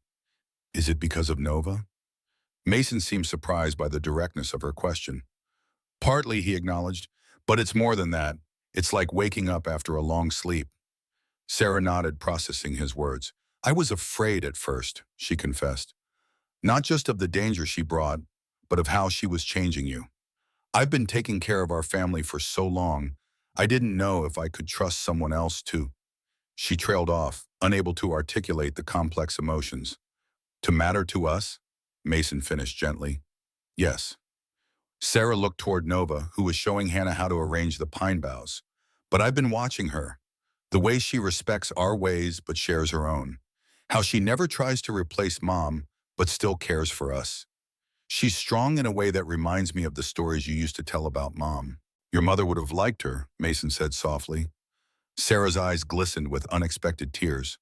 "I think so too." Her hand found his, squeezing briefly. "Mom would be proud of you. I am too." The simple statement hit Mason with unexpected force. He had been so focused on providing the basics for his daughters that he had never considered whether they were proud of him, whether he was the kind of father who inspired such feelings. The realization that Sarah at least saw something in him worth admiring was both humbling and heartening. "Let's get a fire started," he said, his voice rougher than usual. "It gets cold in these caves at night." As darkness fell completely, they gathered around the small fire Mason had built near the cave entrance, where the smoke could escape without filling their shelter. They ate a simple meal of cornbread and jerky, conserving their supplies for the journey ahead. Hannah, exhausted from the day's travel, fell asleep almost immediately afterward, curled up on the pine boughs with Sarah's coat as an extra blanket. Sarah remained awake longer, cleaning the rifle and checking their remaining ammunition before finally settling down to sleep herself. Mason and Nova sat on opposite sides of the fire, the flames casting flickering shadows on the cave walls. "Your daughters are strong," Nova said after a while. "Like their father." "They're stronger than I am," Mason replied. "They've had to be." Nova studied him across the fire. You carry a great burden of guilt about your wife's death, about the life your daughters have lived in your shadow. It weighs on you with every step. Mason didn't respond immediately. The Apache woman's perception was uncomfortably accurate. You see a lot for someone who's only known me a few days. I was training to be my tribe's medicine woman before. Nova trailed off, pain flickering across her face. Part of that training is learning to read what lies beneath the surface. The sickness of the Shurad that can manifest as sickness of the body. And what sickness do you see in Mapi? Mason asked, not entirely sure he wanted the answer. Not sickness, Nova corrected gently. Wounding, a deep cut that never healed properly. She paused. When a wound is allowed to close with dirt still inside, it festers. Sometimes it must be reopened to be properly cleansed. The metaphor struck uncomfortably close to home. Mason had indeed buried his grief rather than processing it, had sealed it away where it couldn't be examined or healed. And you think helping you is somehow reopening that wound? He asked. I think the ancestors guided me to your door for a reason, Nova replied. Perhaps to help you as much as for you to help me. Mason shifted uncomfortably. I don't believe in guided paths or destiny. I believe in choices and consequences. The two are not as separate as you think, Nova said with a small smile. The choices we make create the path we walk, but sometimes the path was already there, waiting for us to find it. Sarah watched this exchange from the shadows of the doorway, torn between relief at seeing her father actually engage in meaningful conversation and unease at the growing connection between him and Nova. Part of her, the part that had assumed the responsibility for protecting their broken family, warned caution. But another part, perhaps the 15-year-old girl who had lost her childhood too soon, recognized something healing in her father's voice that had been absent for years. She retreated silently to her sleeping area, fingering the locket containing her mother's portrait. What would you want for him, Mom? She whispered. The question hung unanswered in the darkness, but Sarah felt a weight she hadn't known she carried begin to shift slightly. The fire crackled between them, sending sparks upward toward the darkened cave ceiling. Outside, the snow continued to fall, insulating their shelter in a blanket of white silence. Tomorrow will be difficult, Mason said, changing the subject. The ridge is steep, and the snow will make footing treacherous. We should rest while we can. Nova nodded, accepting the end of their conversation. I will take first watch, she offered. I require less sleep than most. Sarah, who had not yet fallen asleep, watched through half-closed eyes as her father and Nova spoke by the fire. She noticed how her father's rigid posture had gradually relaxed, how his voice had softened when speaking to the Apache woman. It was a side of him Sarah had nearly forgotten existed. As a child, she had resented her father's withdrawal after her mother's death, had blamed him for forcing her to become the mother Hannah never had. Now, with the perspective that came from their dangerous journey, she began to understand how grief had paralyzed him, not through lack of love, but through its overwhelming presence. And Nova had somehow reached through that paralysis. Sarah felt a sudden surge of gratitude toward the woman who had brought danger upon their door, but also, unexpectedly, brought her father back to life. Whatever happened next, that gift alone was precious beyond measure. Mason wanted to refuse, to insist that he would keep the first vigil, but something in Nova's calm assurance stopped him. She was not offering out of politeness, but out of capability, and he had to admit, bone-tired from breaking trail all day. Wake me in 4 hours, he said finally, settling himself against the cave wall where he could see both the entrance and his sleeping daughters. As his eyes grew heavy, Mason watched Nova silhouetted against the fire, her straight back and proud posture a testament to her resilience. Despite everything she had endured, the loss of her entire tribe, torture at Blackwell's hands, flight through a blizzard, she remained unbroken. There was a lesson in that, if he cared to learn it.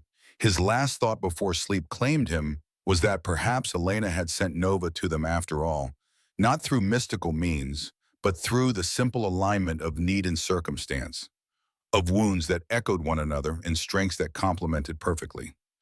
Outside, the snow fell more heavily, erasing all trace of their passage through the wilderness. While in the cave, 4 souls rested in momentary safety, unaware that their pursuer was closer than they had imagined, and more determined than ever to reclaim what he believed was rightfully his. The storm raged through the night, blanketing the landscape in a fresh coat of white. By morning, it had moved eastward, leaving behind a crystalline blue sky and a transformed world. Mason stood at the cave entrance, assessing the conditions. The new snow was knee-deep in places, pristine and unmarked, erasing all trace of their previous day's journey. "How bad?" Sarah asked, coming to stand beside him. "Challenging but passable," Mason replied. "The ridge trail will be tricky, lots of exposure to wind and drops on either side." Sarah nodded, taking in the information with the practical acceptance he had come to rely on. "Hannah's still tired from yesterday, and I noticed Nova favoring her right side. I think her old injuries are bothering her more than she lets on." Mason glanced back to where Nova was helping Hannah fold the blankets they'd used overnight. He'd observed the same thing, a slight stiffness in Nova's movements, carefully concealed but visible to his trained eye. "We'll take it slower today," he decided. Better to arrive at the valley after nightfall than to push too hard and risk an injury. They breakfasted on the remaining cornbread, washing it down with melted snow, warmed by the small fire they'd rekindled. As they packed their belongings, Mason laid out the day's route. "We'll follow the ravine for another 3 miles, then climb to the ridge. The trail narrows there. Single file. Watch your footing. Once we cross the ridge, it's a 2-mile descent into the hidden valley." "What's in this valley?" Hannah asked, her natural curiosity returning after a night's rest. "A small cabin built by trappers decades ago," Mason explained. "I found it years back, repaired it enough to make it usable as a shelter during hunting trips. It's not much, but it's solid and hidden from view unless you know exactly where to look." Nova listened attentively, her dark eyes thoughtful. "And beyond this valley, if we need to continue on, there's a pass that leads west, toward the territorial border. Rough going in winter, but possible with proper preparation." The implication was clear. If necessary, they could leave the territory entirely, beyond Blackwell's reach or influence. It was a last resort, but Mason wanted Nova to know the option existed. They set out as the sun crested the eastern mountains, casting long blue shadows across the snow.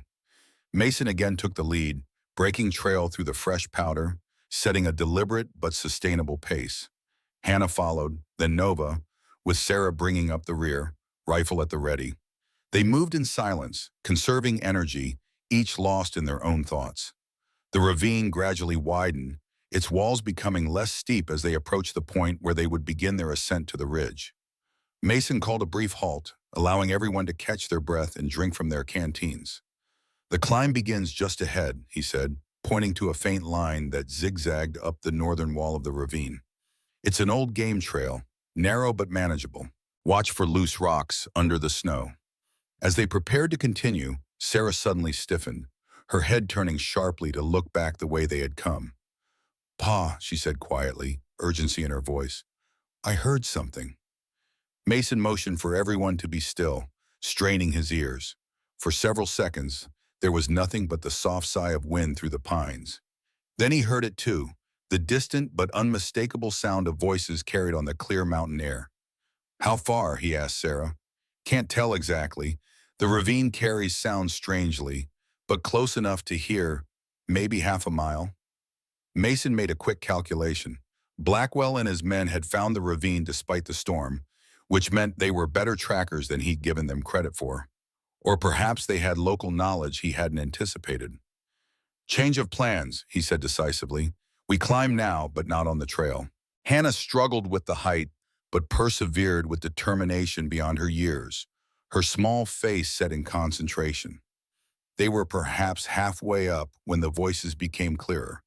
3 men at least, their words still indistinct, but their presence undeniable. Mason increased his pace, ignoring the burning in his thighs and the raw scrapes on his hands where the rock had torn through his gloves. "They'll see our tracks at the base of the cleft," Sarah said between labored breaths. "Can't be helped," Mason replied. "We need to reach the ridge before they round that last bend in the ravine. Once we're up, the wind will have scoured most of the snow away, less sign to follow." The final portion of the climb was the steepest, requiring them to pull themselves up using roots and rock outcroppings. Mason reached the top first, then turned to help the others. He lifted Hannah bodily the last few feet, then reached down to offer Nova a hand. She accepted it without hesitation. her grip surprisingly strong despite her obvious fatigue. Sarah was last, refusing assistance as she hauled herself over the edge through sheer determination. They all lay in the snow for a moment, catching their breath, before Mason urged them to their feet. "No time to rest yet," he said. "The ridge trail is just ahead." The ridge stretched before them like the spine of some enormous beast, jagged with rock outcroppings and stunted winds bent by constant wind. As Mason had predicted, much of the snow had been blown clear, leaving patches of bare rock interspersed with deep drifts. The trail, such as it was, followed the very crest of the ridge, with steep drop-offs on either side. "Stay close to the center," Mason instructed. "The edges can be unstable, especially with the new snow." They had traveled perhaps a quarter-mile along the ridge when a shout echoed up from the ravine below. Mason motioned everyone down, crawling carefully to the edge to peer over. 3 riders had reached the base of the cleft they had climbed. One had dismounted and was examining the snow, pointing upward. Even from this distance, Mason could make out the fine coat and authoritative stance of Ezra Blackwell. "They found our trail," he reported, rejoining the others. "They'll have to leave the horses to follow us up, but that won't stop them for long." "How much farther to the valley?" Sarah asked, checking the rifle's loading mechanism with practiced hands. 2 miles along this ridge, then the descent. We can make it before they catch up, but we need to move fast." They pressed on, the wind growing stronger as they traversed the exposed ridgeline. It numbed faces and stole breath, driving occasional flurries of loose snow into stinging clouds that temporarily blinded them. Hannah stumbled more frequently now, exhaustion taking its toll. After her 3rd fall, Nova scooped the child up in her arms despite her own fatigue. "I can carry her for a while," she said when Mason started to protest. "Your strength is needed to break trail." Mason nodded, recognizing the logic even as he admired Nova's fortitude. They continued forward, the ridge beginning a gradual descent toward a saddle between 2 higher peaks. It was at this lowest point that the trail to the hidden valley branched off, following a narrow defile that was invisible until one was directly above it.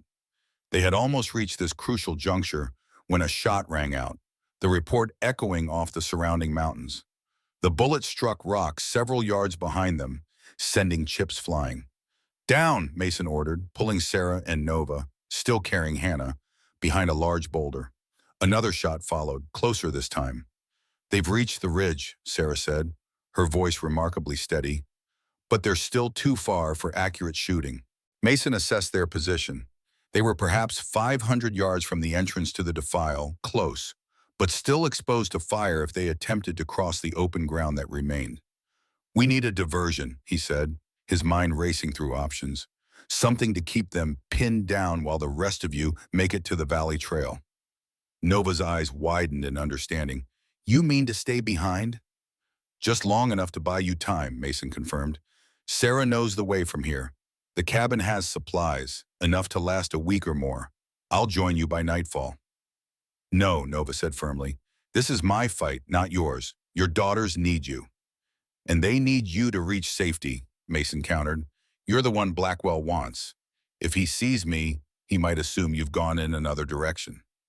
A 3rd shot struck closer still, emphasizing the urgency of their situation. Sarah, who had been watching the back trail, spoke up. "They've split up," she reported.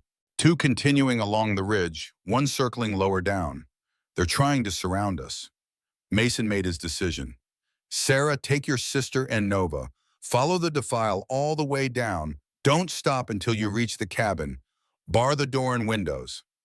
Sarah hesitated, clearly torn between duty to her sister and reluctance to leave her father.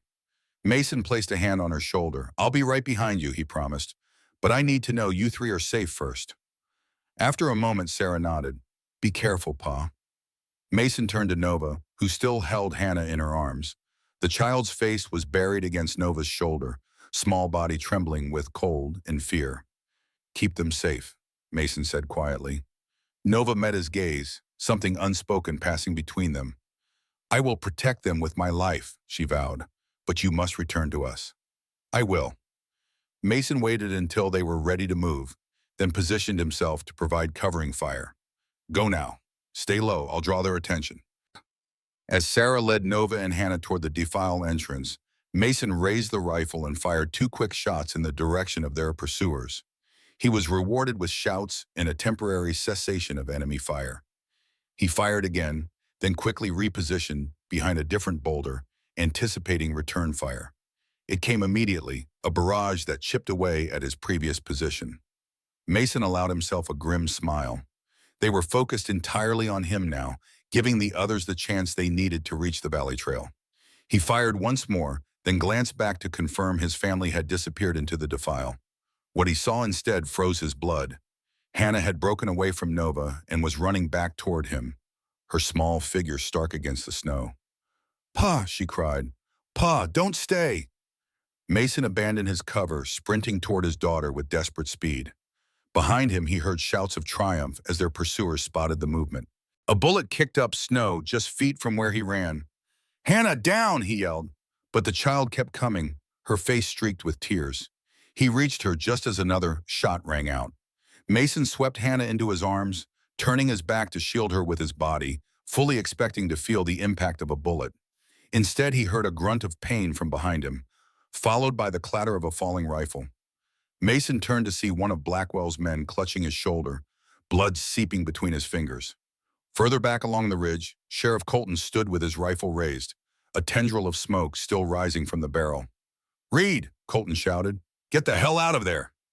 Mason needed no further urging. With Hannah clinging to his neck, he ran for the defile where Sarah and Nova waited.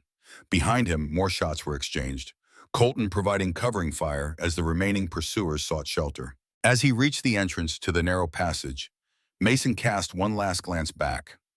Colton had advanced along the ridge, forcing Blackwell and his uninjured companion to retreat.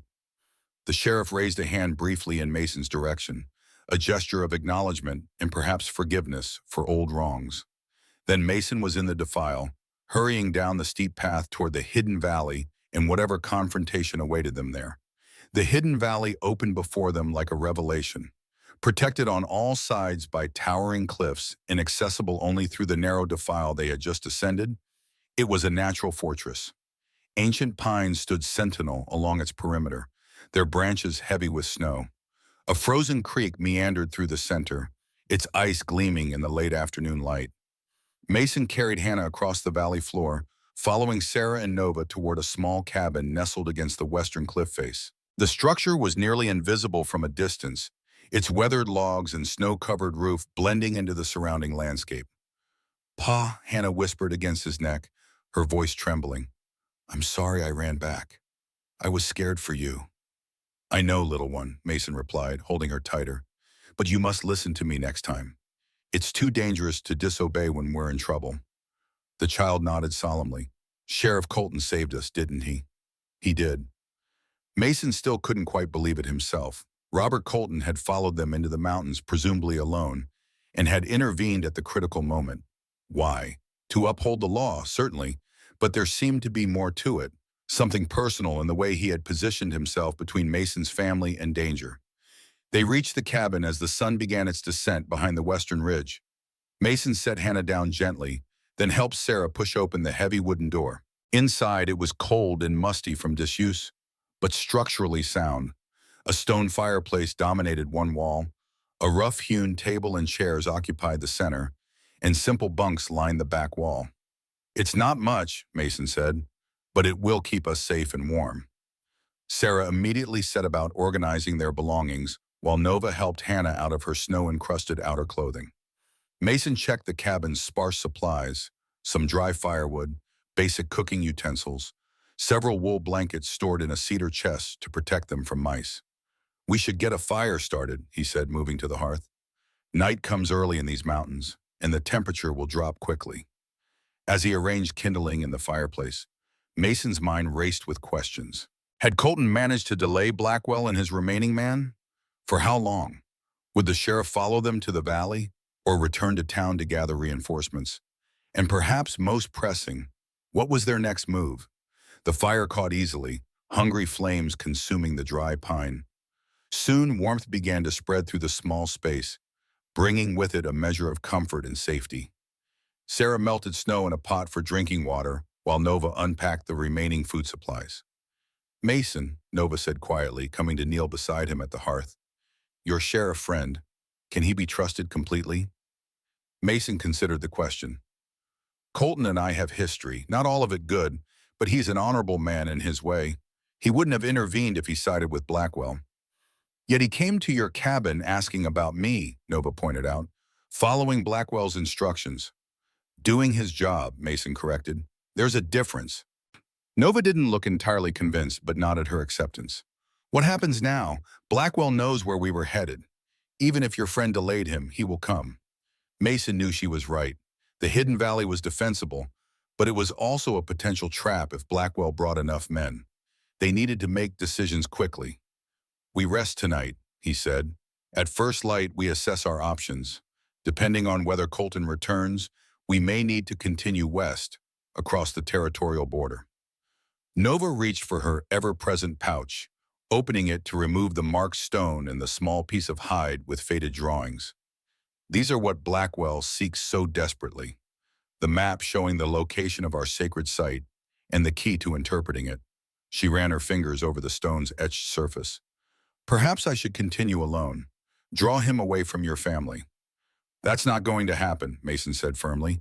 We're in this together now. A small smile touched Nova's lips. Hannah appeared at Nova's side, her eyes wide with curiosity. Can I see? She asked, pointing to the objects Nova held. After a moment's hesitation, Nova nodded, carefully placing the stone in Hannah's small hands. This has been passed down through my family for many generations. The markings tell a story that only certain people can read. Hannah studied the stone with serious concentration. It looks like the mark on Pa's arm, she observed, the one he never talks about. The markings are similar to the one on your father's arm, Nova explained simply. Hannah looked up with curiosity. Is that why you're helping Nova, Pa? I'm helping Nova because it's the right thing to do, Mason said. Sometimes that's enough. Hannah nodded, seeming satisfied with this answer. She handed the stone back to Nova carefully, then moved to help Sarah with the meal preparation. Nova rewrapped the sacred objects and returned them to her pouch. I believe in making choices I can live with, Mason replied. The rest is just... He trailed off, unsure how to finish without giving offense. Stories, Nova suggested. Perhaps, but stories have power too. They shape how we see the world, how we understand our place in it. She rose gracefully to her feet. I will help Sarah with the meal. As night settled fully over the valley, they ate a simple dinner around the fire. Hannah, exhausted from the day's journey and emotional strain, fell asleep almost immediately afterward, curled up on one of the bunks beneath a wool blanket. Sarah stayed awake longer, cleaning the rifle and organizing their remaining supplies with methodical precision. You should rest too, Mason told her. I'll take first watch. Sarah nodded, moving to the bunk beside her sister. She paused, looking back at her father. Do you think Sheriff Colton will come? I don't know, Mason admitted, but if he does, it will be as a friend, not an enemy. And Blackwell? We'll deal with him if we have to. Sarah seemed to accept this, settling onto the bunk with the rifle close at hand. Soon her breathing deepened into the rhythm of sleep. Mason moved to the cabin's single window, a small square of glass reinforced with iron bars, designed more to keep animals out than people in. Through it, he could see the valley bathed in moonlight, ethereally beautiful and utterly still. Nova joined him, her presence quiet but solid at his side. Your elder daughter is much like you, she observed. Strong, steady, protective. Too much like me, Mason said ruefully. She's had to grow up too fast because I couldn't, because I withdrew after their mother died. Grief changes us, Nova said, but it need not define us forever. She placed a gentle hand on his arm, just above where the tattoo marked his skin beneath his sleeve. You are finding your way back now. The simple touch sent warmth through Mason that had nothing to do with the fire. He looked down at Nova, seeing her clearly in the soft glow of the firelight, the proud angle of her cheekbones, the quiet strength in her eyes, the resilience that had carried her through unimaginable loss. Something shifted within him, a barrier crumbling that had stood firm for 10 long years. When Elena died, he said, the words coming with unexpected ease, it felt like the world ended, like there was no point to anything anymore. I kept breathing, kept working, kept providing for the girls, but I wasn't really living. And now, Nova asked softly. Now, Mason searched for the words. Now I feel like I'm waking up, like I've been asleep for a decade and suddenly everything is in sharp focus again. He met her gaze. It's terrifying. Nova's hand remained on his arm, her touch an anchor. The Apache believed that grief is a river we must cross. Some fight against the current and drown. Others surrender to it completely and are washed away. The wise ones allow themselves to feel its full force while still swimming toward the distant shore. She paused. You have been treading water in the middle of that river for many years, Mason Reed. Perhaps it is time to reach for the shore. The metaphor struck Mason with the force of truth. He had indeed been suspended in grief, neither moving forward nor allowing himself to be carried away. Stasis, survival without living. I don't know if I remember how, he admitted. You remember, Nova said with certainty. I have seen it in how you protect your daughters, in how you came to my aid despite the risk, in how you face Blackwell rather than hiding from the danger he represents. Her voice softened. The man you were before sorrow claimed you. He is still there. He is still you. Mason was about to respond when a sound from outside caught his attention, the faint crunch of snow under a careful footstep. He tensed, immediately alert, hand moving to his pistol. Someone's approaching, he whispered. Single person. From the east. Nova moved silently to where Sarah slept, gently waking her with a hand over her mouth to prevent any startled sound. Sarah understood immediately, reaching for the rifle as she rose. She moved to Hannah, ready to protect her sister if it necessary. Mason positioned himself beside the door, drawing his pistol. The footsteps grew closer, then stopped just outside the cabin. A moment of silence followed. Then a familiar voice called out softly, Reed, it's Colton. I'm alone. Mason exchanged glances with Nova and Sarah before responding. Come in slowly, hands where I can see them. The door opened carefully. Robert Colton stood silhouetted against the moonlit snow, his hands held away from his body, showing he carried no weapon. Mason lowered his pistol, gesturing for the sheriff to enter. Colton stepped inside, stomping snow from his boots. His face was weathered from hours in the cold, a deep weariness evident in the set of his shoulders. You look half frozen, Mason observed, closing the door behind him. There's coffee in the pot if you want it. I'd be obliged, Colton replied, moving toward the fire with the careful movements of a man fighting exhaustion. Sarah poured a cup of the strong black liquid and handed it to the sheriff without a word before returning to Hannah, who had awoken and was watching the proceedings with uncertain eyes. Colton drank deeply, then faced Mason directly. Blackwell's man, the one I shot, is dead, bled out before they could get him to town. The other one took him back on his horse. Blackwell himself is still out there, somewhere between here and Shadow Creek. Alone? Mason asked. For now. Colton set down the empty cup. But he sent his remaining man back with a message for the telegraph operator. He's calling in reinforcements from his mining operation over in Nevada. Professional guns, from what I gathered. 6, maybe 8 men. The news hung heavily in the cabin. 8 armed men, led by a fanatic, all converging on their location. The odds were shifting dramatically against them. How long do we have? Mason asked. 2 days, maybe 3. Depends on the weather and how fast they can travel. Colton glanced at Nova, who stood silently by the fire. Ma'am, I don't know what you're carrying that Blackwell wants so badly, but it's got him acting like a man possessed. Nova met the sheriff's gaze steadily. It is the heritage of my people, sacred knowledge that he seeks to destroy because he fears what he does not understand. Colton nodded slowly. I figured it was something like that. Blackwell strikes me as the type who can't abide anything that doesn't fit his narrow view of the world. He turned back to Mason. I need to know where you stand in all this, Reed. Are you prepared to risk everything, your life, your daughter's safety, for this woman and her sacred objects? The question was direct, challenging, but not unkind.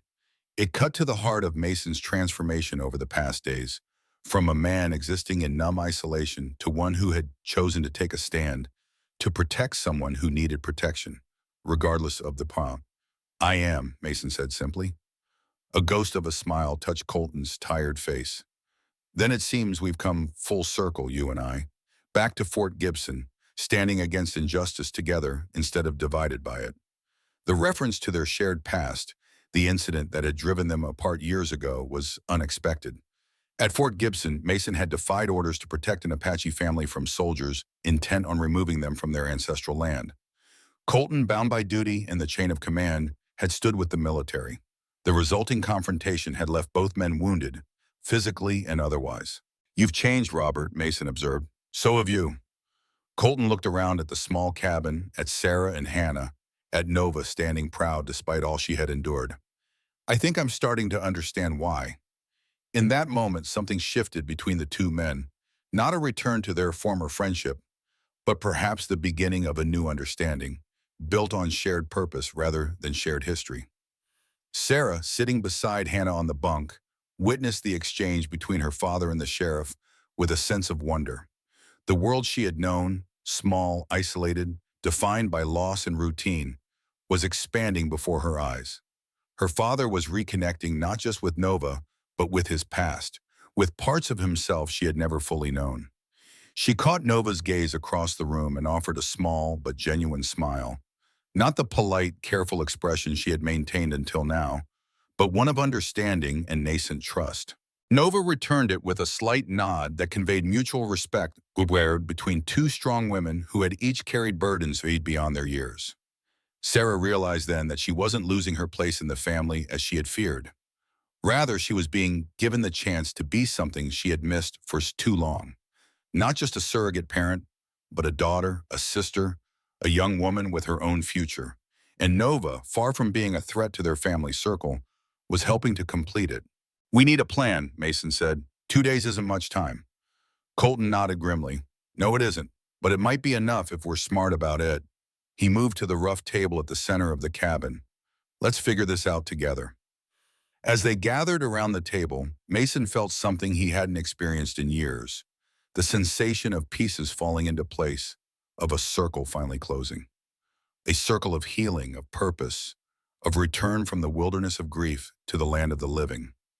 Whatever awaited them in the coming days, whether victory or defeat, survival or sacrifice, Mason Reed knew with certainty that he was finally, truly awake. And for the first time in 10 long years, fully alive. Dawn broke over the hidden valley, painting the snow-covered landscape in hues of rose and gold.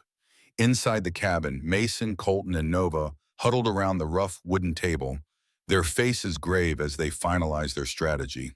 Sarah stood nearby, listening intently while keeping a watchful eye on Hannah, who slept fitfully on one of the bunks. "Blackwell will approach from the eastern ridge," Colton said, tracing a path on the crude map Mason had sketched in the dust covering the table. "It's the only sensible route with that many men, which makes this narrow pass our best advantage," Mason added, indicating the defile through which they had entered the valley. "One man could hold off several there, at least for a time." Nova studied the map with keen eyes that missed nothing. "And the sacred items, where will they be safest?" The question hung in the air for a moment. The stone and map that Nova carried weren't merely objects. They represented the last remnants of her people's heritage, keys to knowledge that had been preserved for generations. "There's a cave system behind the western waterfall," Mason finally said, "known only to a few hunters. Too small for a man to enter easily, but—" His eyes shifted to Hannah. Sarah understood immediately. "You want Hannah to hide them there." Mason nodded. "She's small enough to slip through the entrance, and brave enough to do it." "I'll take her there myself," Nova offered. "Show her the proper way to place the sacred items. They must be positioned with respect, according to our traditions." As if sensing they were discussing her, Hannah stirred, sitting up and rubbing sleep from her eyes. She looked impossibly small and vulnerable in the large bunk, her dark hair tangled around her face. "Pa," she called, voice still thick with sleep. "Is it time?" Mason crossed to his younger daughter, kneeling beside the bunk. "Almost, little one. Nova has something important to ask of you." Nova joined them, the buckskin pouch clasped reverently in her hands. "Hannah," she said gently, "you have shown great courage on our journey. Now I must ask for your help with a sacred task." Hannah's eyes widened, immediately alert. "The special stone?" "Yes," Nova confirmed. "It must be hidden somewhere safe, somewhere Blackwell cannot reach." Your father knows of such a place, a small cave behind the waterfall, but only someone as small and brave as you can enter it. Rather than fear, excitement bloomed on Hannah's face. Like a secret mission? A rare smile touched Nova's lips. Very much so. A mission to protect something precious. While Nova explained the details to Hannah, Mason drew Sarah aside, his expression solemn. I need you to go with them, he said quietly. Stay with Hannah at the cave until it's safe to return. Sarah's jaw set stubbornly. I should be here, helping you and the sheriff. You will help most by protecting your sister, Mason insisted, then softened his tone. Sarah, if things go badly here, you'll need to lead them south, to the territorial border. Nova knows people there who can help you. The implication was clear. Mason was preparing for the possibility that he might not survive the coming confrontation. Sarah swallowed hard, fighting back sudden tears. You promised you'd be careful, she whispered. Mason pulled his elder daughter into a brief, fierce embrace. And I mean to keep that promise. But a wise man plans for all possibilities. He drew back, looking into eyes so like his own. You're stronger than I was at your age. Stronger than you've been these past 10 years. Sarah nodded once, composing herself with visible effort. We'll be ready to move in 10 minutes. The waterfall on the western edge of the valley was half frozen, great sheets of ice framing a central column of rushing water. Steam rose where the cascade hit the partially frozen pool below, creating a ghostly veil that obscured the cliff face behind it. Nova led Hannah along a narrow ledge that skirted the southern edge of the pool, Sarah following close behind. The path was treacherous with ice, but Nova moved with sure-footed confidence, one hand holding Hannah's, the other bracing against the rock wall. There, she said, pointing to a dark fissure nearly hidden by the ice formations. The entrance your father spoke of. Hannah peered dubiously at the narrow opening. It's awfully small. Perfect for a brave girl, Nova encouraged. Just wide enough for you to slip through. Sarah assessed the opening with a critical eye. What's inside?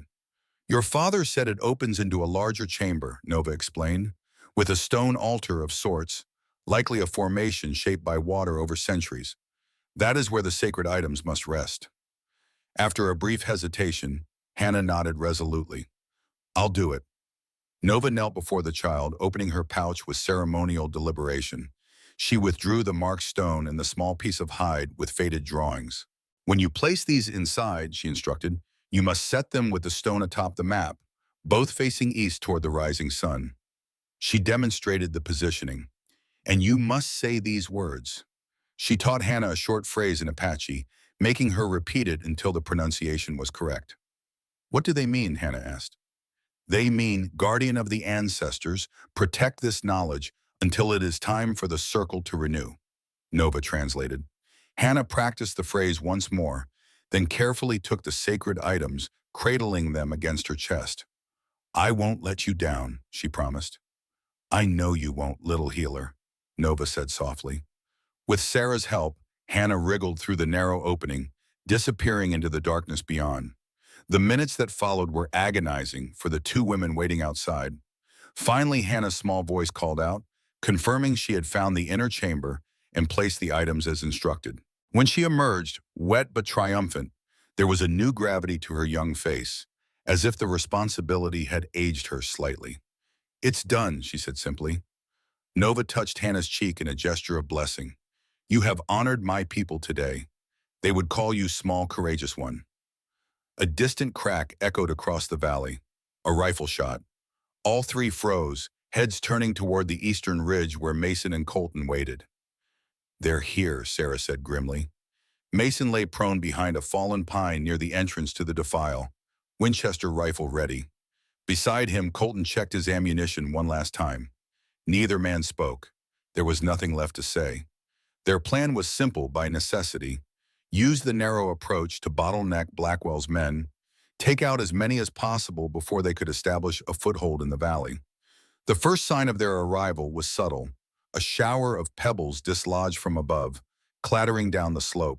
Mason's finger tightened on the trigger. Moments later, the first rider appeared at the top of the defile, silhouetted against the morning sky. Wait, Colton murmured. Let them commit to the descent. Mason nodded, forcing himself to patience. One by one, riders appeared, 6 in total, with Blackwell recognizable by his fine coat despite the distance. They began picking their way down the treacherous path, horses struggling in the deep snow. When the lead rider was halfway down, Colton gave the signal. Now! Mason's first shot took the lead rider in the shoulder, toppling him from his horse. The second rider fell as Colton fired, his horse rearing in panic and blocking the narrow trail. Chaos erupted as the remaining men sought cover, hampered by the terrain. 4 left, Colton said tersely, reloading. A barrage of return fire peppered their position, forcing both men to duck behind their cover. When Mason raised his head to take aim again, he saw Blackwell shouting orders, directing his men to fan out along the ridgeline. It was the move they had anticipated and prepared for. Mason fired twice more, forcing the men to keep their heads down, while Colton slipped away to the second position they had prepared. The plan was to create the illusion of more defenders by firing from multiple locations. It might buy them time, but against 6 trained gunmen, the odds remained grim. As Mason reloaded, a burning sensation spread across his left forearm, precisely where the Apache tattoo marked his skin. He pulled back his sleeve, startled to see the faded blue lines standing out more vividly against his skin. For a wild moment, he wondered if his mind was playing tricks on him. No time to dwell on it. Blackwell's men were advancing, using the rocky outcroppings for cover as they worked their way down into the valley. Mason fired again, then rolled to a new position as bullets chewed the ground where he had lain. The next hour was a deadly game of advance and retreat. Mason and Colton managed to wound 2 more of Blackwell's men, but the remaining 4, including Blackwell himself, continued to press forward methodically. The advantage of the high ground was slipping away. Mason found himself driven back toward the center of the valley, separated from Colton by a deadly crossfire. The burning in his arm had intensified, becoming nearly unbearable. As he crouched behind a rock outcropping, catching his breath, he pulled back his sleeve again. The tattoo was definitely changed, the lines darker, more defined. And was it his imagination, or did they seem to be shifting slightly, like ripples in water? A shout drew his attention. Blackwell had spotted him and was advancing, rifle raised. Mason rolled sideways as the shot splintered the rock where his head had been. He came up firing, but Blackwell had already found new cover. "Reed," Blackwell called out, his cultured voice carrying clearly across the valley. "This doesn't have to end with your death. Give up the Apache woman and her pagan artifacts, and you can walk away." "Like you let her tribe walk away?" Mason shouted back. "They were obstinate, clinging to their heathen beliefs," Blackwell replied. "The woman has poisoned your mind with her superstitions. Those artifacts are cursed." "The only curse here is your ignorance," a new voice rang out. Nova's voice. Mason's heart froze. Nova stood on a rise 50 yards to his left, proud and fearless in the morning light. She wasn't supposed to be here. She was meant to stay hidden with the girls until the fighting ended, one way or another. Blackwell swung his rifle toward her with predatory speed. "There you are, witch. I should have made sure you died with the rest of your devil-worshipping tribe." "Today you face the consequences of that mistake," Nova replied, her voice steady. She raised her hands in what appeared to be a ceremonial gesture, speaking words in Apache that echoed strangely across the valley. Blackwell laughed, a harsh sound devoid of humor. "Your magic won't stop bullets, savage." He took careful aim. Mason lunged from cover, desperation lending him speed. He wasn't going to reach her in time. "Nova!" At that instant, several things happened at once. Blackwell fired. Mason felt the tattoo on his arm pulse with unbearable heat, and a massive sheet of snow detached from the ridge above Blackwell, an avalanche triggered by the precise vibrations of Nova's chanted words in the rifle's report.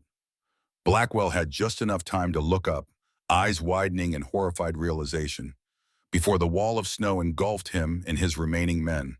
The roar was deafening, drowning out all other sound as tons of snow and ice thundered down the slope. When it subsided, there was only silence in a transformed landscape. Where Blackwell and his men had stood was now a smooth field of fresh snow. No sign remained of their presence, save a single gloved hand protruding grotesquely from the white expanse. Mason staggered toward Nova, his arms still throbbing painfully. She met him halfway, catching him as his knees threatened to buckle. "You knew," he gasped. "You knew the avalanche would come." "I hoped," she corrected. "My people have long known how to sing to the mountains, to ask them for protection when needed. The rest was the ancestors' will." Her gaze dropped to his arm. "May I?" Mason nodded, pulling back his sleeve. The tattoo had returned to normal, faded blue lines against weathered skin. Yet something had changed. He could feel it. The mark was now a part of him in a way it hadn't been before, as if some dormant connection had been awakened. "The protected one," Nova said softly, tracing the pattern with gentle fingers. The mark recognized its purpose today. Before Mason could respond, Colton appeared, limping but alive. Behind him came Sarah and Hannah, emerging cautiously from the trees at the valley's edge. "Is it over?" Sarah called, supporting her sister with one arm, while the other still gripped the rifle. Mason looked from his daughters to Nova to the buried remains of Blackwell and his men. The sun stood high now, turning the valley into a dazzling sea of white broken only by dark islands of pine and stone. Beautiful, peaceful, as if the violence had never happened. "Yes," he said, "it's over." Spring came early to Shadow Creek that year. The snow retreated from the valley floors by late March, and green shoots pushed through the dark earth with determined vigor. At the Reed cabin, life had settled into new rhythms, different from before, but harmonious in their own way. Mason stood on the porch watching Hannah and Nova in the newly fenced garden. They knelt side by side, Hannah's dark head bent close to Nova's as they planted rows of herbs, some familiar, others exotic varieties Nova had sourced from trading partners to the south. The little girl had taken to calling them her medicine plants, tending them with the same dedication she showed to injured animals. Sarah emerged from the barn, carrying a bucket of fresh milk. At 16, she seemed taller somehow, more confident. The burden of being the family's emotional center had eased, allowing her to blossom in unexpected ways. She had even begun riding into town once a week for proper schooling, something she had resisted before, unwilling to leave Hannah alone with their withdrawn father. "Sheriff's coming," she announced, setting down the bucket. "Just crested the North Ridge." Mason nodded, unsurprised. Robert Colton made the ride out regularly now, ostensibly to check on their welfare. But more often to share a meal and stories of their army days.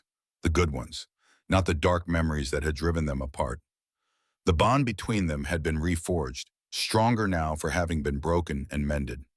The events in the Hidden Valley had been recorded officially as an accident, travelers caught in a late-season avalanche. No one questioned this account too closely.